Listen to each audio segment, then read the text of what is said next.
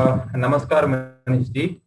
आपका बहुत बहुत आभार ये इस तरह का एक मंच दिलाने के लिए, जिसमें इतने सारे जो एकेडमिशियन और एक नेशनल और इंटरनेशनल लेवल के जो डिग्निटरीज हैं उनके साथ में हमें एक अच्छा एक चर्चा करने की जो एक मतलब अवसर मिला है, उसके लिए आपका बहुत बहुत धन्यवाद। वैसे आपने मुझे जो ये रजिस्ट्रेशन का प्रोसेस हमारा चला था ऑल अबाउट एपीआई, जो हमने ये आज हम प्रोग्राम कर रहे हैं, तो कुछ प्रश्न जो पार्टिसिपेंट्स की तरफ से आपने मुझे भेजे भी हैं, और मैं चाहूंगा कि हालांकि इसमें लगभग मैंने देखा है कि मोस्टली 90-95% जो अभी हमारे जो पार्टिसिपेंट्स यहाँ उपस्थित हैं वो एकेडमिशियन हैं और बहुत अच्छे वो पोस्ट पर पोस्टेड हैं, अच्छे अच्छे एकेडमिशियंस हैं। तो मैं ऐसी अपेक्षा रखता हूं कि जो मैं बता रहा हूं वह कोई एकदम ऐसा कोई नई बात नहीं है। वो जो भी जानकारी मैं आपको दे रहा हूँ पूरी की पूरी पब्लिक डोमेन में अवेलेबल है। मेरा काम ये है कि जैसे मनीष जी ने आपको पहले ही बताया है कि इस तरह से कोरोना के काल में मनीष जी के पास में भी इस तरह से बहुत क्वेरीज आती हैं कि यूनिवर्सिटी में जो हायर एजुकेशन में जो लोग सर्विस करते हैं, एकेडमिशियंस हैं, तो वो अपना कुछ न कुछ रिसर्च है, अपनी जो बुक्स हैं वो पब्लिश करने के लिए कहीं न कहीं वह मतलब अच्छी तरह से वो पब्लिश हो और ब्रॉड डिस्ट्रीब्यूशन हो, ज्यादा से ज्यादा लोगों तक पहुंचे और एक क्वालिटी पब्लिशर से वे क्वालिटी वाली पुस्तकें प्रकाशित करें। तो ये जो एकेडमिशियंस के लिए पुस्तक प्रकाशित करना, रिसर्च पेपर प्रकाशित करना, ये कहीं कहीं उसके स्वयं की प्रमोशन से भी जुड़ा रहता है। वो जो जहाँ कहीं भी है, कॉलेज में है या यूनिवर्सिटी में है, तो इस तरह से इस समय में हम थोड़ा ये जो एपीआई के बाकी लोग ऑफ कर दें अपने अपने माइक्स, बहुत डिस्टरबेंस आ रहा है। अलग अलग प्रकार के जो रूल हैं वो क्या कहते हैं, वो हम थोड़ी चर्चा करते हैं। मनीष जी, आप मुझे सुन पा रहे हैं ना ढंग से? जानकी जी मैं सुन पा रहा हूँ, बट कई पार्टिसिपेंट ने म्यूट नहीं किया है, तो आप सबको म्यूट कर पाएंगे जानकी शरण जी? जी, एडमिनिस्ट्रेटर बंद कर सकते हैं, अपना कंट्रोल करें तो वहां से सबको म्यूट कर दीजिए। आप होस्ट हैं जानकी शरण जी अभी।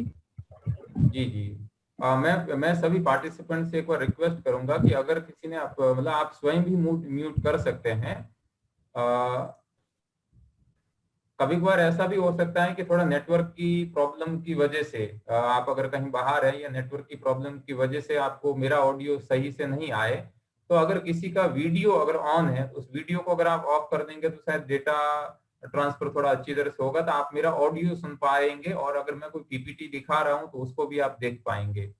आपके जितने भी एकेडमिशियंस हैं मैं आप सबको नमस्कार करता हूं, और आपके कोई प्रश्न है तो मैं कोशिश करूंगा कि ये जो हमारा एक जो इंटरेक्शन हो रहा है इसके बाद में अंत में मैं आपसे वो प्रश्न लूं और मैं जितनी कोशिश करूंगा प्रामाणिक रीति से उस प्रश्न का आपका समाधान करने की। अभी मनीष जी मैं आपको एक पीपीटी में दिखा रहा हूं, अगर आप देख पा रहे हैं तो प्लीज एक बार मुझे बताइएगा। बिल्कुल क्लियर है ये स्क्रीन, अगर आप संभव हो तो बड़ी कर दीजिए बस। हाँ, बहुत सुंदर, बिल्कुल क्लियर है जी, बिल्कुल साफ है जी।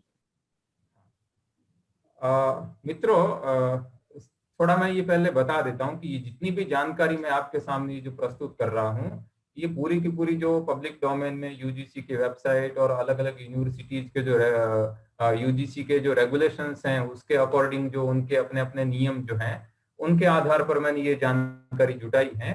और यूजीसी के जो रेगुलेशंस हैं उसमें भी बहुत बार कहीं न कहीं वो अमेंड होते रहते हैं, संशोधित होते रहते हैं। तो अगर आपको कहीं ऐसा कोई लगे कि ये जानकारी जो आपने दी है ये यूजीसी के रेगुलेशन में है लेकिन बाद में कहीं चेंज हो गया है, तो आप प्लीज मुझे बता भी सकते हैं।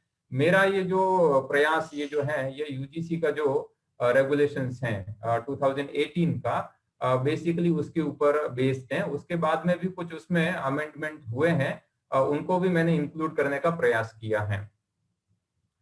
हम सभी जानते हैं कि भले ही हम कोई भी हम काम करें, जैसे अभी हमारे साथ में जो सत्य प्रकाश मेहरा जी जुड़े हुए थे, तो अच्छे भाई बता रहे वाइल्ड लाइफ फोटोग्राफर है, यानी हम कोई न कोई बचपन से लेकर अंत तक यानी जब तक हमारा शरीर है तो हम नॉलेज की प्राप्ति करते रहते हैं, ज्ञान की प्राप्ति करते रहते हैं। और इस ज्ञान की प्राप्ति का हमारा लक्ष्य क्या होता है? आनंद की प्राप्ति, जिसको हम भले ही अलग अलग नाम से कहें, कहीं मोक्ष कहें या कोई और कहें, लेकिन वो सबका जो उद्देश्य है वही है कि सुख की प्राप्ति, आनंद की प्राप्ति। और ये जो बात है ज्ञान प्राप्ति का क्या लक्ष्य है, इस बात को हमारे भारतीय दर्शन में जो वैशेषिक सूत्र है उसमें बड़ा अच्छा बताया है कि जो ज्ञान की प्राप्ति या जो धर्म है वह क्या है। तो कहा यतः अभ्युदय निःश्रेयस सिद्धि ही स धर्मः, कि जो ज्ञान या जो धर्म है उस धर्म से केवल और केवल आपको मरने के बाद में मोक्ष प्राप्त हो वही धर्म है, ऐसी बात नहीं है। यतः यानी जिससे अभ्युदय प्राप्ति, इस लोक में भी आपको अभ्युदय यानी आपको वैभव की प्राप्ति हो, ऐश्वर्य की प्राप्ति हो, यश की प्राप्ति हो, धन की प्राप्ति हो, कीर्ति की प्राप्ति हो, इन सभी अभ्युदय की प्राप्ति हो और निःश्रेयस की भी प्राप्ति हो और उसके बाद में मोक्ष की भी प्राप्ति हो। तो इस तरह से ये जो हम जो जीवन भर जिस ज्ञान प्राप्ति के लिए प्रयास करते रहते हैं, जिस धर्म की प्राप्ति के लिए प्रयास करते रहते हैं, वह धर्म, उस धर्म का क्या लक्ष्य है वह यहाँ ऋषि हमारे सामने कहते हैं। संस्कृत में एक बड़ी सूक्ति प्रसिद्ध है कि सा विद्या या विमुक्त, ये कि वस्तुतः विद्या वही है जो हमें इस बंधन से मुक्त कर दें। किंतु कभी कभार हम परिहास में ऐसा कहते हैं कि आजकल ये जो सूक्ति है वो बदल कर ऐसी हो गई है कि सा विद्या ये नियुक्त है, वही नॉलेज वही है, पढ़ाई वही काम की है जो आपको कहीं कहीं नियुक्ति दिला दे। अगर बहुत पढ़ाई की है लेकिन अगर कहीं नियुक्ति नहीं है तो एक तरह से वो पढ़ा हुआ भी बेकार है। इस तरह का एक लोगों में सामान्य एक अवधारणा है। तो ये जो नियुक्ति वाली बात आई है, तो नियुक्ति के लिए क्या आवश्यक है, तो नियुक्ति के लिए कुछ न कुछ हमारे पास में एलिजिबिलिटी की आवश्यकता रहती है, अर्हता जिसको हम कहते हैं, कुछ न कुछ एलिजिबिलिटी है। तो अभी हम जितना भी ये जो प्रोग्राम कर रहे हैं ये बेसिकली हम एपीआई के बारे में कर रहे हैं। तो ये एपीआई एजुकेशन सिस्टम से जुड़ा हुआ, तो जैसा कि आप सभी को ये पता ही है, एजुकेशन सिस्टम अगर हम ब्रॉडली इसको अगर हम डिवाइड करें तो हमारा जो भारत में जो ये शिक्षण की पद्धति है, स्कूल एजुकेशन एक अलग कर सकते हैं और दूसरा हायर एजुकेशन को अलग कर सकते हैं। अभी हम बात करेंगे केवल हायर एजुकेशन की बात करेंगे, स्कूल एजुकेशन को अभी हम टच नहीं करेंगे, उसके अपने नॉर्म्स हैं, उसकी अपना एक उसका पूरा का पूरा बहुत बड़ा स्ट्रक्चर है। हायर एजुकेशन में भी उसका भी बहुत ब्रॉड एक एरिया है, उसमें से भी हम कुछ आज के लिए जो एक एपीआई से रिलेटेड जो भी उसके अंश हैं उस अंशों के बारे में हम चर्चा करेंगे। तो हायर एजुकेशन यानी जिसमें हम या तो जो यूनिवर्सिटी से उसमें कॉलेज भी आ जाता है, तो यूनिवर्सिटी एजुकेशन सिस्टम है, या जो डिस्टेंस एजुकेशन सिस्टम है, वोकेशनल या इस तरह से जो प्रोफेशनल एजुकेशन सिस्टम है हायर एजुकेशन में, वो उसमें आ जाता है। तो अभी हम देखें एक थोड़ा ब्रॉड सिनारियो, अगर हम देखें एपीआई ये क्यों जरूरी है और किस तरह से ये काम करता है, उससे पहले अगर हम थोड़ा एक बेसिक जानकारी के लिए या पूर्व भूमिका के तौर पर अगर हम देखें तो जो यूनिवर्सिटीज हैं उस यूनिवर्सिटीज को हम लगभग 5 या 6 कैटेगरी में हम ऐसे बांट सकते हैं। एक जैसे जो यूनिवर्सिटीज हैं, भले वो सेंट्रल की हो, कुछ स्टेट की होती हैं, कुछ डीम्ड यूनिवर्सिटी होती हैं, कुछ प्राइवेट यूनिवर्सिटी होती है। आप वो इसका जो डिटेल है आप ये स्क्रीन पर थोड़ी आप देख पा रहे हो उसके एग्जांपल्स भी। तो जैसे जिस यूनिवर्सिटी से मैं आता हूँ वह एक स्टेट यूनिवर्सिटी है, गवर्नमेंट की स्टेट यूनिवर्सिटी है। आप जैसे आप मनीष जी जैसे अभी जोधपुर में है, तो जोधपुर की जो जयनारायण व्यास यूनिवर्सिटी है जहाँ से मैंने ग्रेजुएशन भी किया है, तो वह भी एक स्टेट यूनिवर्सिटी है। कुछ सेंट्रल यूनिवर्सिटीज हैं जैसे हम संस्कृत में देखते हैं, या अलग अलग सब्जेक्ट के आधार पर भी होती है। तो कुल मिलाकर अभी जो भारत में जो एक ब्रॉड पर्सपेक्टिव में देखें तो लगभग मोर देन 850 यूनिवर्सिटीज अलग अलग टाइप्स की ये यूनिवर्सिटीज हैं। ये जो इन यूनिवर्सिटी में जो जॉब अगर हम देखें तो हायर एजुकेशन इंस्टीट्यूशंस जितने भी हैं, जॉब अगर हम देखें तो ब्रॉडली हम उसको 2 कैटेगरी में करें, एक टीचिंग और नॉन टीचिंग। टीचिंग में जिसकी आज हम बात कर रहे हैं, तो टीचिंग की जो कैटेगरी है उसको अगर हम यूनिवर्सिटी लेवल पर देखें तो ये 3 हमारे पास में ब्रॉड उसके स्केल आते हैं, यानी एक स्टेप आते हैं। सबसे शुरुआत में अगर कोई लगता है यूनिवर्सिटी सिस्टम में या कॉलेज सिस्टम में अगर कोई लगता है तो हम उसको असिस्टेंट प्रोफेसर कहते हैं। ये जो डेजिग्नेशन आया है असिस्टेंट प्रोफेसर, फिर एसोसिएट प्रोफेसर और फिर प्रोफेसर, ये जो लगभग 2010 से पहले नहीं था। 10 से पहले अगर आप देखेंगे तो थोड़ा कुछ दूसरा नाम होता था, कहीं हम जिसको पुराने जो लोग शायद जानते होंगे लेक्चरर हैं या सीनियर लेक्चरर हैं या रीडर हैं और फिर प्रोफेसर, इस तरह से होता था। और उसके बाद में यूजीसी ने लगभग बहुत इसमें परिवर्तन किया और नाम और इनकी रिक्रूटमेंट के लिए जो भी एलिजिबिलिटी है और कंटिन्यूअस जो हायर एजुकेशन से जुड़े हुए जितने भी टीचर हैं, टीचर से मेरा सेंस प्रोफेसर, असिस्टेंट्स हो या एसोसिएट हो या प्रोफेसर हो, उनमें कंटिन्यूअस कुछ न कुछ रिसर्च की प्रोसेस वहां वो करते रहे, कुछ न कुछ इनोवेशन है या रिसर्च है वो करते रहे। उसके लिए कुछ न कुछ यूजीसी ने उसके लिए कुछ मिनिमम क्राइटेरिया भी बनाया है, जिसको आगे कहीं वो कैश प्रमोशन के लिए हो या परफॉर्मेंस बेस्ड अप्रेजल सिस्टम हो या फिर एपीआई जो जिसमें ये एपीआई सब काम करता है। तो अगर हम सामान्य रीति से देखें तो यूनिवर्सिटी के डिपार्टमेंट में अगर कोई रिक्रूट होता है तो वह सबसे पहले इसमें होता है असिस्टेंट प्रोफेसर के तौर पर होता है। और असिस्टेंट प्रोफेसर में भी उसके 3 स्टेज हैं, स्टेज 1, स्टेज 2 और स्टेज 3। जो होता है जो एजीपी यानी जो एकेडमिक जो ग्रेड पे है वो 6000, जिसको हम एकेडमिक लेवल में अगर हम कहें तो एकेडमिक लेवल 10 उसका होता है। वो सबसे पहले रिक्रूट होता है। उसके बाद में फिर वह अपनी सर्विस करते हुए स्टेज 2 में जाता है, एकेडमिक ग्रेड पे 7000 में जाता है, एकेडमिक लेवल 11 में आता है। फिर स्टेज 3 में एकेडमिक ग्रेड पे 8000 पे वो आता है, जिसको हम एकेडमिक लेवल 12 कहते हैं।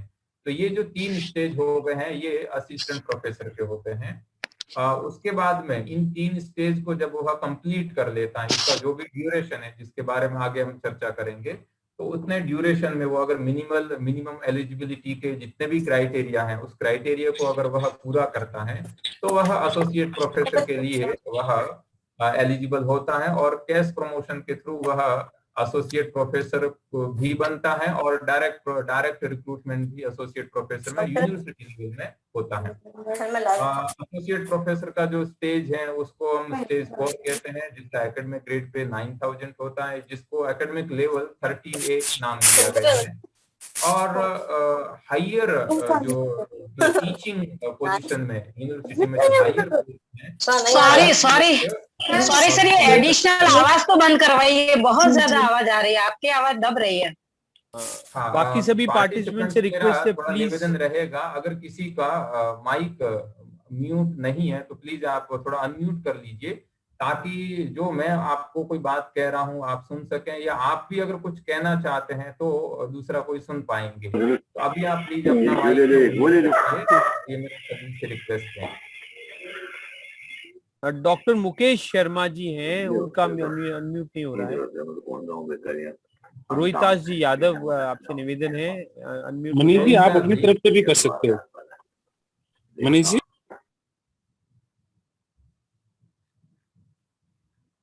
जी, उसके बाद में अगर हम देखें तो यूनिवर्सिटी में टीचिंग पोजीशन में जो सबसे हाईएस्ट पोजीशन हम जिसको प्रोफेसर कहते हैं, जो स्टेज 5 जिसका एकेडमिक ग्रेड पे 10,000 या एकेडमिक लेवल जिसको 14 कहते हैं, उसके बाद में अभी जो 2018 का जो यूजीसी का रेगुलेशंस है उसमें एक और मतलब स्टेज वही रहेगी, लेकिन एक एकेडमिक लेवल उसके बाद में एक और बढ़ाया है। हालांकि उसके बारे में अभी इतनी ज्यादा स्पष्टता नहीं है, हो सके उसके बारे में कहीं कोई इतना ज्यादा कहीं रिक्रूट नहीं हुए हैं, लेकिन फिर भी एक प्रोफेसर में भी जिसको सीनियर प्रोफेसर, जिसका professor as a professor academic grade pay 10,000 के रूप में अगर किसी का 10 साल का एक्सपीरियंस है, उसके बाद में टोटल नंबर ऑफ जो प्रोफेसर हैं उसके मैक्सिमम 10% को वो as a senior professor promote कर सकते हैं। इस तरह का भी 2018 का जो गैजेट है उसमें ये बात की गई है।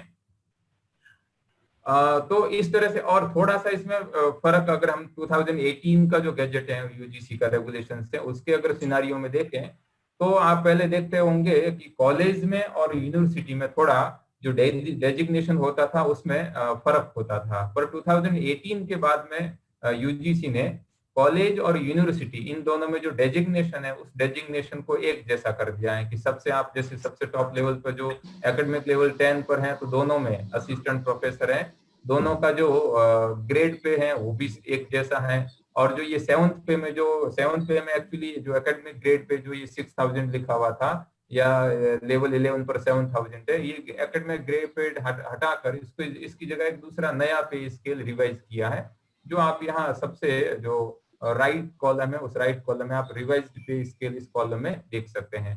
तो ये इस तरह से एक जो ब्रॉड सिनेरियो में अगर हम देखें तो यूनिवर्सिटी लेवल में टीचिंग पोजीशन का यह स्थिति है एक। उसके बाद में इनके लिए जो रिक्रूटमेंट होती है, जिस रिक्रूटमेंट के लिए एपीआई वगैरह की जरूरत होती है जिसकी हम बात करेंगे, तो डायरेक्ट रिक्रूटमेंट यूनिवर्सिटी में असिस्टेंट प्रोफेसर की होती है। बाकी एज ए प्रिंसिपल वगैरह वो मैनेजमेंट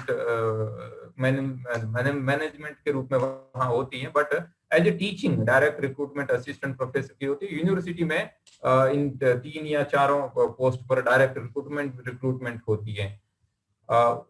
उसके लिए कुछ मिनिमम यहाँ जो एलिजिबिलिटी जो कही गई है, कंडीशंस कही गई है एलिजिबिलिटी, जैसे असिस्टेंट प्रोफेसर है उस असिस्टेंट प्रोफेसर के लिए वैसे कोई जो एपीआई जिसकी बात आज हम करने जा रहे हैं, तो वैसे उस एपीआई की कोई जरूरत नहीं है। असिस्टेंट प्रोफेसर की अगर डायरेक्ट रिक्रूटमेंट है तो एपीआई की जरूरत नहीं है।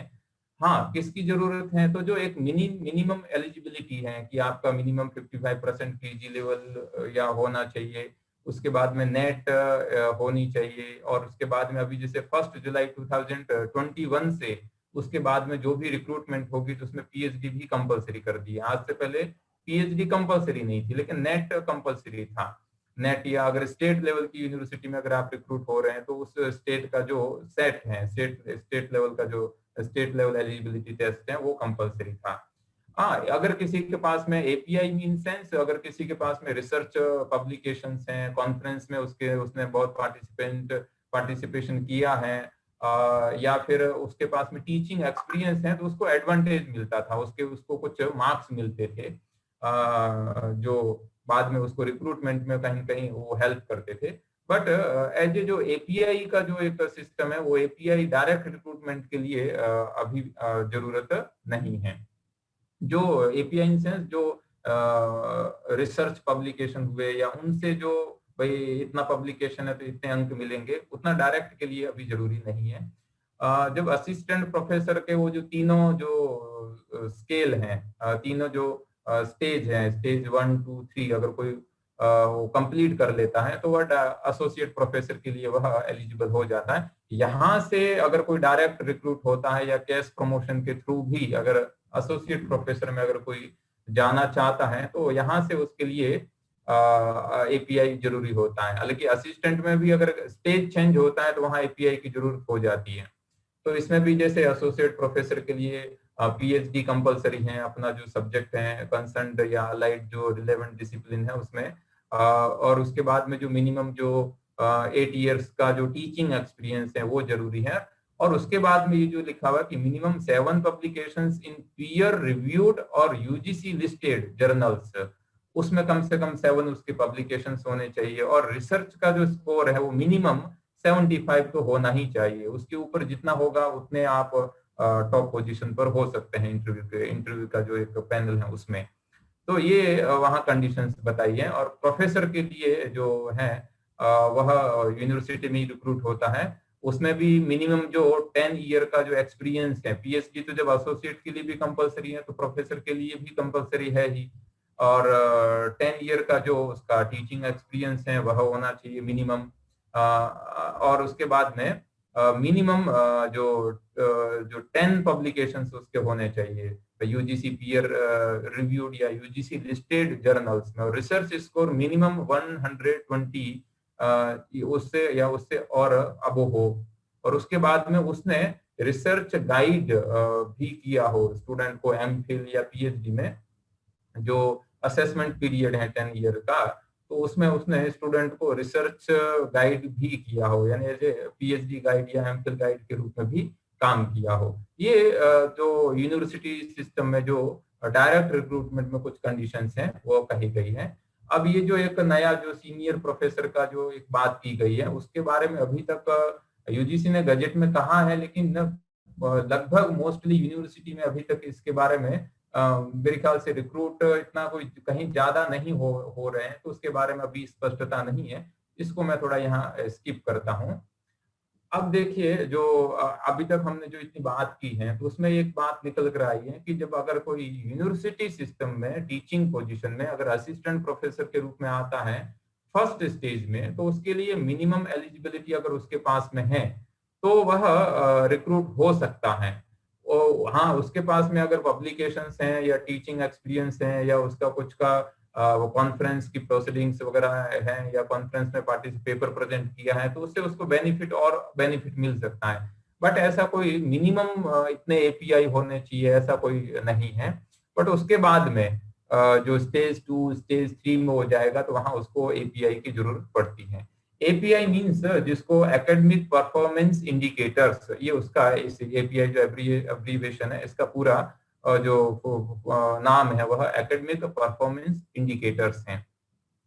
क्योंकि हम देखते हैं यूजीसी या जो हायर एजुकेशन में यूजीसी यह अपेक्षा करती है कि जितने भी टीचर हैं वो टीचर कंटिन्यूअस कहीं न कहीं मतलब डायरेक्ट टीचिंग में तो जुड़े हुए ही हैं, उसके साथ में कंटिन्यूअस वो कहीं न कहीं रिसर्च भी करवाते रहे या रिसर्च ओरिएंटेड रहे, रिसर्च पब्लिकेशन करें, रिसर्च प्रोजेक्ट वो करते रहे और उसके आधार पर फिर उनको धीरे धीरे जैसे इंक्रीमेंट उनका होता रहता है, प्रमोशन उनका होता रहता है। तो कुछ ऐसे उन्होंने एकेडमिक परफॉर्मेंस के जो इंडिकेटर्स हैं वो पैरामीटर्स वो सेट किए हैं जिसको हम एपीआई कहते हैं।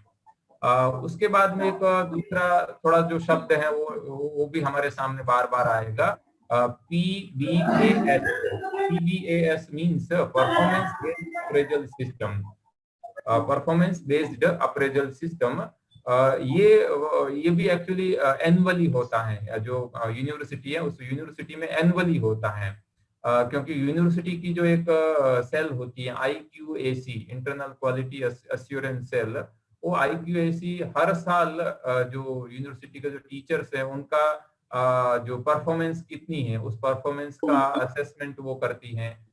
तो इस तरह से असेसमेंट करती है जिसको हम परफॉर्मेंस बेस्ड अप्रेजल सिस्टम हम कहते हैं। एक और जो बार बार जो शॉर्ट फॉर्म हमारे सामने अभी आएगा जिसको हम कहते हैं CAS या फिर हम उसको कैस इस नाम से भी हम कहते हैं, कैस, जिसका फुल फॉर्म है कैरियर एडवांसमेंट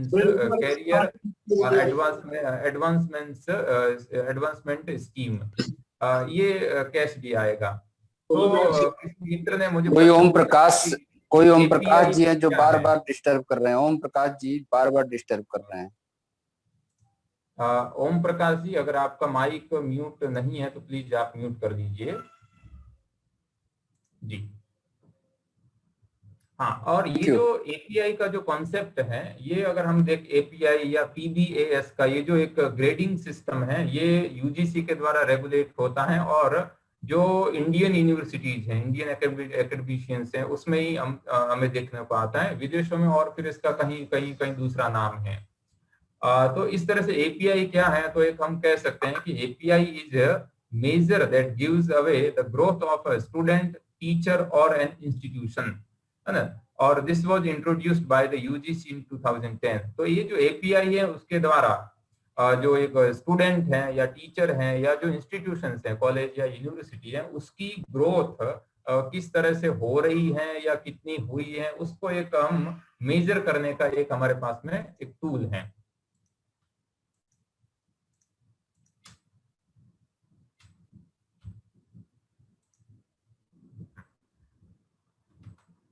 अब ये जो यूजीसी के द्वारा 2010 से लेकर 2018 तक या जो भी कोई गैजेट मतलब जो भी कोई इस तरह का जो रेगुलेशन है वो रेगुलेशन जब डिक्लेयर किया जाता है बाहर, अगर पब्लिकली उसको अवेलेबल करवाया जाता है, हम देखते हैं वो गैजेट में पब्लिश होता है। तो गैजेट में पब्लिश करने का कारण यह है कि जब भी कोई बहुत बड़ा परिवर्तन होता है और उस परिवर्तन को अगर वैधानिक रूप देना है, कानूनी रूप देना है, तो उसको फिर गजेट में पब्लिश करना होता है। तो हम देखते हैं कि 2010 या उसके बाद में 2016 में आया है, उसके बाद में 2018 में आया है। ये जो यूनिवर्सिटी के द्वारा, यूनिवर्सिटी और कॉलेजेस में जो शिक्षक और अन्य जो शैक्षिक कर्मचारी हैं, उनकी नियुक्ति के लिए जो भी मिनिमम एलिजिबिलिटी का जो मानक है, उनको मानक के रख रखाव के लिए जो संबंधी नियम है, ये गजेट में पब्लिश हुए ताकि इसको एक वैधानिक रूप मिल जाए, कानूनी रूप मिल जाए। लेटेस्ट जो गैजेट है वो गैजेट 2018 का, जिसको हम कहते हैं, जो 18 जुलाई 2018 को गैजेट ऑफ इंडिया में पब्लिश हुआ था। हालांकि इसमें जो कुछ थोड़ी बहुत विसंगति रह गई थी, वो फिर बाद में यूजीसी के द्वारा कुछ अमेंडमेंट किया जाता है, थोड़ा संशोधित किया जाता है। अब वो संशोधित अगर बहुत ज्यादा नहीं है तो उसको फिर गजेट में पब्लिश नहीं करते हैं, डायरेक्ट ही एक लेटर के द्वारा उसको बता दिया जाता है। ये जो यूनिवर्सिटी सिस्टम में जो प्रमोशन के लिए जो एक सिस्टम है, जिसको हम CAS कैरियर एडवांसमेंट स्कीम जो हम कहते हैं, ये भी 13 जो 2010 का जो यूजीसी का गैजेट है, उस गैजेट के द्वारा यह एक मतलब इसको इंट्रोड्यूस किया था, जिसमें जो किस तरह से जो यूनिवर्सिटी का जो सिस्टम है, उस यूनिवर्सिटी के सिस्टम में जो टीचिंग पोजीशन है, उसके डेजिग्नेशन है, उसका पे है, नंबर ऑफ ईयर, जो ईयर्स सर्विस के कितने सारे ईयर्स हैं, वो सब इस तरह से इसमें उन्होंने काफी इन्होंने डिटेल से बताया था। उसके बाद में ये जो प्रमोशन वगैरह होता है, कैश के थ्रू हो प्रमोशन, उसके लिए फिर कुछ कैटेगरी बनाई है, जिसमें मुख्य रूप से 3 कैटेगरी हैं, कैटेगरी फर्स्ट, कैटेगरी सेकंड और कैटेगरी थर्ड। तो कैटेगरी फर्स्ट है वह तो एक तरह से कहें तो सेल्फ असेसमेंट है, जिसमें यूनिवर्सिटी के द्वारा आप यूनिवर्सिटी में कितनी टीचिंग करते हैं, आपके टीचिंग आवर्स कितने हैं, यूनिवर्सिटी या कॉलेज में जो परीक्षा है उसके लिए प्रश्न पत्र बनाना है, उत्तर पुस्तिका के मूल्यांकन में भाग लेना है, इंटरनल असेसमेंट के लिए परीक्षाएं संचालित करना है, वापस कक्षा में उसके ऊपर चर्चा करना, ये सब कैटेगरी फर्स्ट की बातें हैं। तो वहां भी पहले API था, लेकिन जो 2018 का जो गजेट है उसमें से फिर वहां से API है उसको हटा दिया गया। API फिर कैटेगरी 3 में ही रखा गया है। तो पहले जो फिर कैटेगरी सेकंड थी, जिसमें API था, जिसमें आपका जिसका ये ओरिएंटेशन प्रोग्राम है, रिफ्रेशर कोर्स है, या ऐसा ई कंटेंट का हो गया है, कोई सेमिनार है, कॉन्फ्रेंस है, वर्कशॉप है, सिंपोजिया इत्यादि है, उसमें आप पार्टिसिपेट करते हैं अथवा पेपर प्रेजेंट करते हैं, सेशन चेयर करते हैं, रिसर्च की जो गाइडेंस वगैरह देते हैं, इस तरह का वो उसमें बात होती थी। और ये अगर हम 2000 को देखें तो उस गैजेट में जो परिशिष्ट हम देखते हैं, उस परिशिष्ट 2 की जो टेबल नंबर 1 से 3 जो विश्वविद्यालय और महाविद्यालय के शिक्षकों के लिए है, वहां हम इसको देख सकते हैं।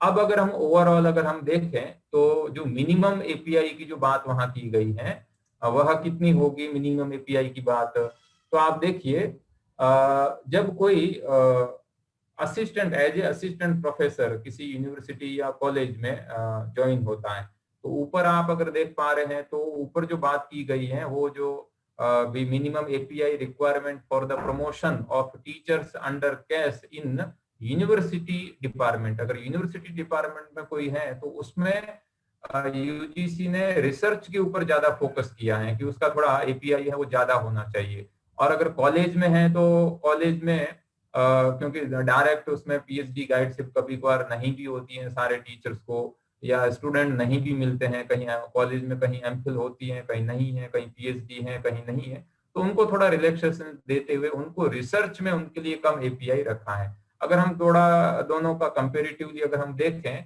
तो जो कैटेगरी 3 है जिसके बारे में हम अभी बात करेंगे, कैटेगरी फर्स्ट और सेकंड में ऐसा कोई अभी API कंपल्सरी नहीं रखा, उसमें जो कुछ उन्होंने अलग अलग काम दिए हैं कि उसमें से अगर मान लीजिए कि 7 काम उसमें बताइए, उसमें से अगर आप 5 काम कर लेते हैं कि आप यूनिवर्सिटी की जो एक्सटेंशन एक्टिविटीज हैं उसमें भी 5-7 में से आप अगर 4-5 में भाग लेते हैं तो आप एलिजिबल हो जाते हैं।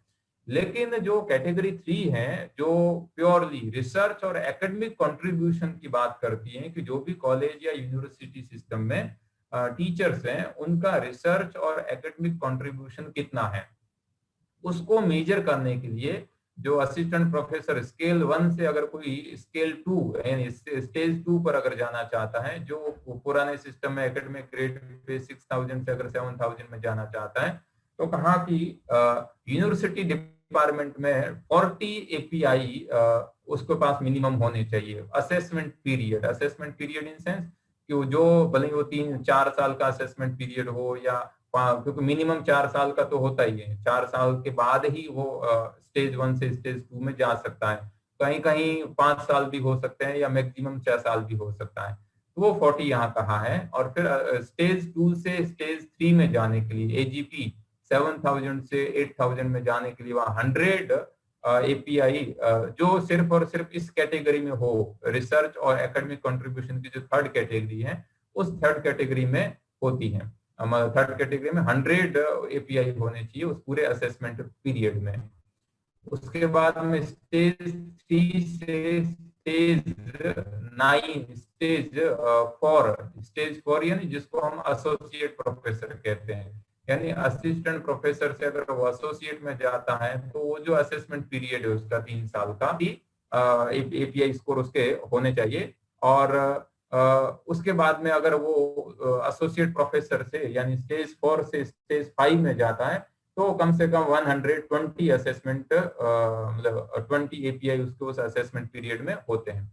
ये जो शुरुआत के जो दो जो स्टेज हैं, स्टेज 1 और स्टेज 2, इसमें आप हम जो टीचर्स हैं वो केवल अपना मतलब एक तरह से कहें तो हम अपना दावा है वो प्रस्तुत करते हैं कि हमारे पास में इतना एपीआई है। उसके लिए प्रमोशन के लिए कोई इंटरव्यू वगैरह नहीं होता, इन 2 स्टेज पर इंटरव्यू नहीं होता है।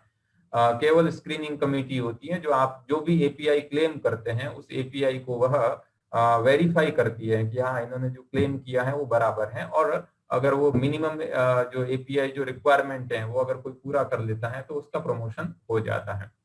असिस्टेंट से एसोसिएट यानी स्टेज 3 से स्टेज 4 में जाने के लिए मिनिमम एपीआई की भी आवश्यकता होती है, और वहां फिर इंटरव्यू भी होता है जिसके लिए एक सिलेक्शन कमेटी भी होती है, वो इंटरव्यू होता है। और फिर एसोसिएट से प्रोफेसर में भी जाने के लिए भी मिनिमम एपीआई की भी जरूरत होती है, और वहां भी फिर वापस इंटरव्यू होता है। ये यूनिवर्सिटी सिस्टम है। और कॉलेज के सिस्टम में अगर आप देखेंगे तो वहाँ एपीआई थोड़े कम कर दिए। अगर स्टेज 1 में अगर यूनिवर्सिटी के डिपार्टमेंट में अगर टीचर से 40 एपीआई असेसमेंट पीरियड में मांगते हैं तो कॉलेज के टीचर से 20 मांगते हैं। लगभग आप देखेंगे तो 50% है वो कॉलेज में कम कर दिया है। ये हम कॉलेज में यहाँ देखते हैं। अब जो थोड़ी ड्यूरेशन की बात की थी, वो ड्यूरेशन की बात इस तरह से है कि कोई सर्विस में लगता है तो जैसे assistant professor stage 1 academic level 10 पर वो लगता है तो मैक्सिमम 6 साल के बाद में वह जा सकता है, सेकंड स्टेज में जा सकता है। ये 6 साल का ये मैक्सिमम बताया, तो मतलब कुछ मिनिमम भी होगा, तो मिनिमम 4 इयर्स है कि ऐसा कोई कैंडिडेट, ऐसा कोई असिस्टेंट प्रोफेसर जिसके पास में पीएचडी की डिग्री है और एंट्री लेवल पर भी हो सकती है, या 4 years with PhD in service, अगर उसके पास में 4 साल की जो सर्विस है, अगर लगने के 4 साल के भीतर अगर वो अगर पीएचडी डिग्री अगर लगते हैं एंट्री लेवल पर है तो उसका प्रमोशन है वो नेक्स्ट 4 साल में हो सकता है, अगले मतलब 4 साल के बाद में हो सकता है। और अगर विद इन 4 ईयर भी अगर वो पीएचडी कंप्लीट कर लेता है तो भी उसका प्रमोशन है वो 4 साल के बाद में हो सकता है। मैक्सिमम यहाँ 6 साल रखा है कि अगर उसके पास में एमफिल है तो फिर उसका 5 साल में प्रमोशन होगा, और अगर पीएचडी अगर वो बाद में करता है तो मतलब मैक्सिमम एक 6 साल का रखा है। और उसके बाद में फिर सर्विस का जो 11th ईयर है वहां वो स्टेज 3 से स्टेज 3 में जा सकता है, स्टेज 2 से स्टेज 3। ये मतलब मैक्सिमम जो 6 साल का हमने जो शुरुआत का ड्यूरेशन माना है उसके आधार पर हमने ये कैलकुलेशन किया है। अगर यहाँ 6 साल नहीं रहकर 4 साल अगर रहेगा तो फिर यहाँ आगे का जो नंबर ऑफ ईयर्स हैं जो सर्विस के वो चेंज हो जाएंगे। अब ये जो एपीआई के लिए हम जो 3 कैटेगरी की बात कर रहे थे, जिसमें से ये जो नीचे की जो 3rd कैटेगरी है ये बहुत ही इंपॉर्टेंट है। और उसी के आधार पर आपके जो एपीआई का जो स्कोर है उस स्कोर का कैलकुलेशन होता है और आगे प्रमोशन के लिए वो एलिजिबिलिटी होते हैं। कैटेगरी फर्स्ट है वो तो टीचिंग, लर्निंग और एवोल्यूशन रिलेटेड एक्टिविटीज की बात करती है। उसका पहले इसमें से भी एपीआई स्कोर मांगते थे, लेकिन अब एपीआई स्कोर इसमें से नहीं मांगते हैं। कैटेगरी सेकंड है जो को करिकुलर या एक्सटेंशन या प्रोफेशनल डेवलपमेंट रिलेटेड एक्टिविटीज के बारे में बात करती है। और कैटेगरी 3 है वो बेसिकली अब उसको थोड़ा और इम्पोर्टेंस देते हुए रिसर्च और एकेडमिक कंट्रीब्यूशन की जो बात करती है। और आगे जो हम देखते हैं कि जो यूनिवर्सिटी के जो टीचर और कॉलेज के टीचर हैं उसके लिए जो एपीआई का जो फॉर्मूला आप कहिए या मिनिमम रिक्वायरमेंट जो एपीआई की होती है उसमें थोड़ा चेंजेस देखने को मिलेगा अगर कोई यूनिवर्सिटी और कॉलेज के टीचर दोनों अलग अलग हैं तो। ये जो ओल्ड रेगुलेशंस हैं, जैसे कहा कि 2010 से ये इंट्रोड्यूस किया था, फिर उसके बाद में जो मेजर जो चेंज आए वही मैंने यहाँ आप लिखे हैं। इसके बाद बीच में हालांकि बहुत बार इसमें अमेंडमेंट भी हुआ है, 2014 में भी हुआ है, 2017 में भी हुआ है, बट ये बहुत मेजर जो चेंज वाले हैं वो 2010 का एक गैजेट है, 2016 का, लेटेस्ट जो है 2018 का है, जिसके बारे में अभी हम बात कर रहे हैं। ये उसकी थोड़ी डेट है, तो इस डेट के बाद में कोई चर्चा। एक मिनट जानकी शरण जी, एक मिनट माफी चाहता हूँ। रेडमी नाम से एक फोन है जो अनम्यूट नहीं है, आपके नम्र निवेदन है जानकी शरण जी, अगर आप उन्हें अनम्यूट कर पाए। मैं देख लेता हूँ।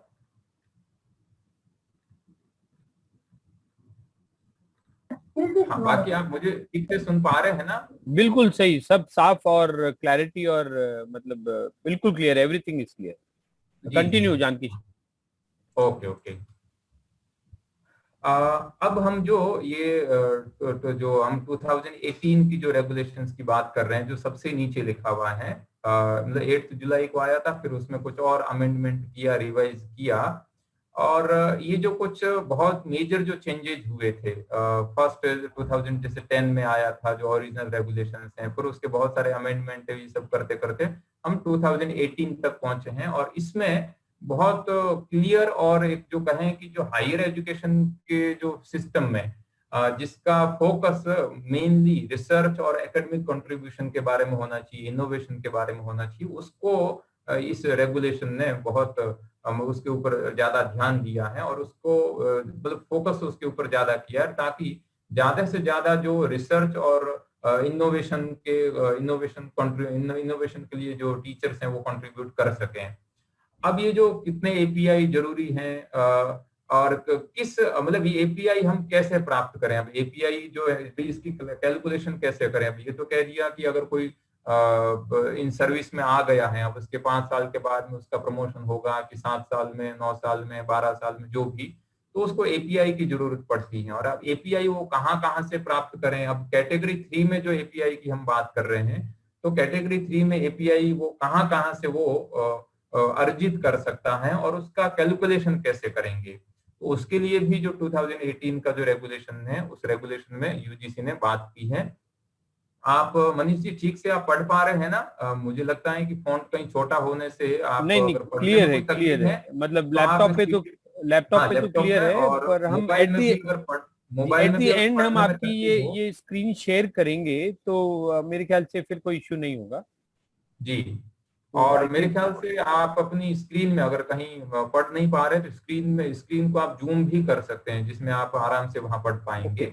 जी जानकी सर। हाँ, तो ये जो भाई एपीआई हम कहाँ से लेकर आए और कौन सा काम करने से या कौन सी रिसर्च की या इनोवेशन की एक्टिविटी करने से हमें एपीआई मिलेगा, और उसमें भी अगर हम आगे जाकर देखेंगे ना, तो आप पब्लिकेशन के बारे में, पब्लिकेशन जो फील्ड है ना, उस पब्लिकेशन भले वो बुक पब्लिकेशन हो या रिसर्च पेपर का, यानी जो जर्नल्स में रिसर्च पेपर पब्लिश करते हैं, उसके बाद वहां से हम ज्यादा से ज्यादा एपीआई है वह क्लेम कर सकते हैं, यानी क्लेम भी कर सकते हैं और अर्जित भी वहां से हम ज्यादा कर सकते हैं, ये हम देखें। और सबसे जो पहली बात जो कहाँ से आप एपीआई अर्जित कर सकते हैं, तो यूजीसी वही बात करती है।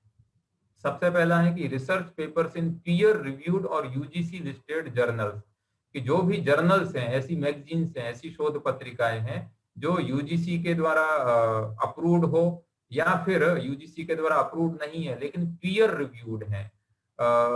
एक पीयर रिव्यूड ये एक प्रकार का सिस्टम होता है जिसके द्वारा जो बहुत उत्कृष्ट शोध लेख हैं उन्हीं शोध लेखों का प्रकाशन किया जाता है। जो ये रिसर्च जर्नल्स हैं जनरली जो यूनिवर्सिटी के जो डिपार्टमेंट्स हैं उनके या यूनिवर्सिटी का जो रिसर्च डिपार्टमेंट है उसके द्वारा पब्लिश होती है जनरली। बाकी और भी लोग करते हैं इसको, इंडिविजुअली भी करते हैं, पर इसका एक पीयर रिव्यू का एक सिस्टम होता है। वो अगर वो पीयर रिव्यू है तो आप अगर उसमें अगर आपका कोई रिसर्च पेपर पब्लिश हुआ है तो आप एपीआई क्लेम कर सकते हैं।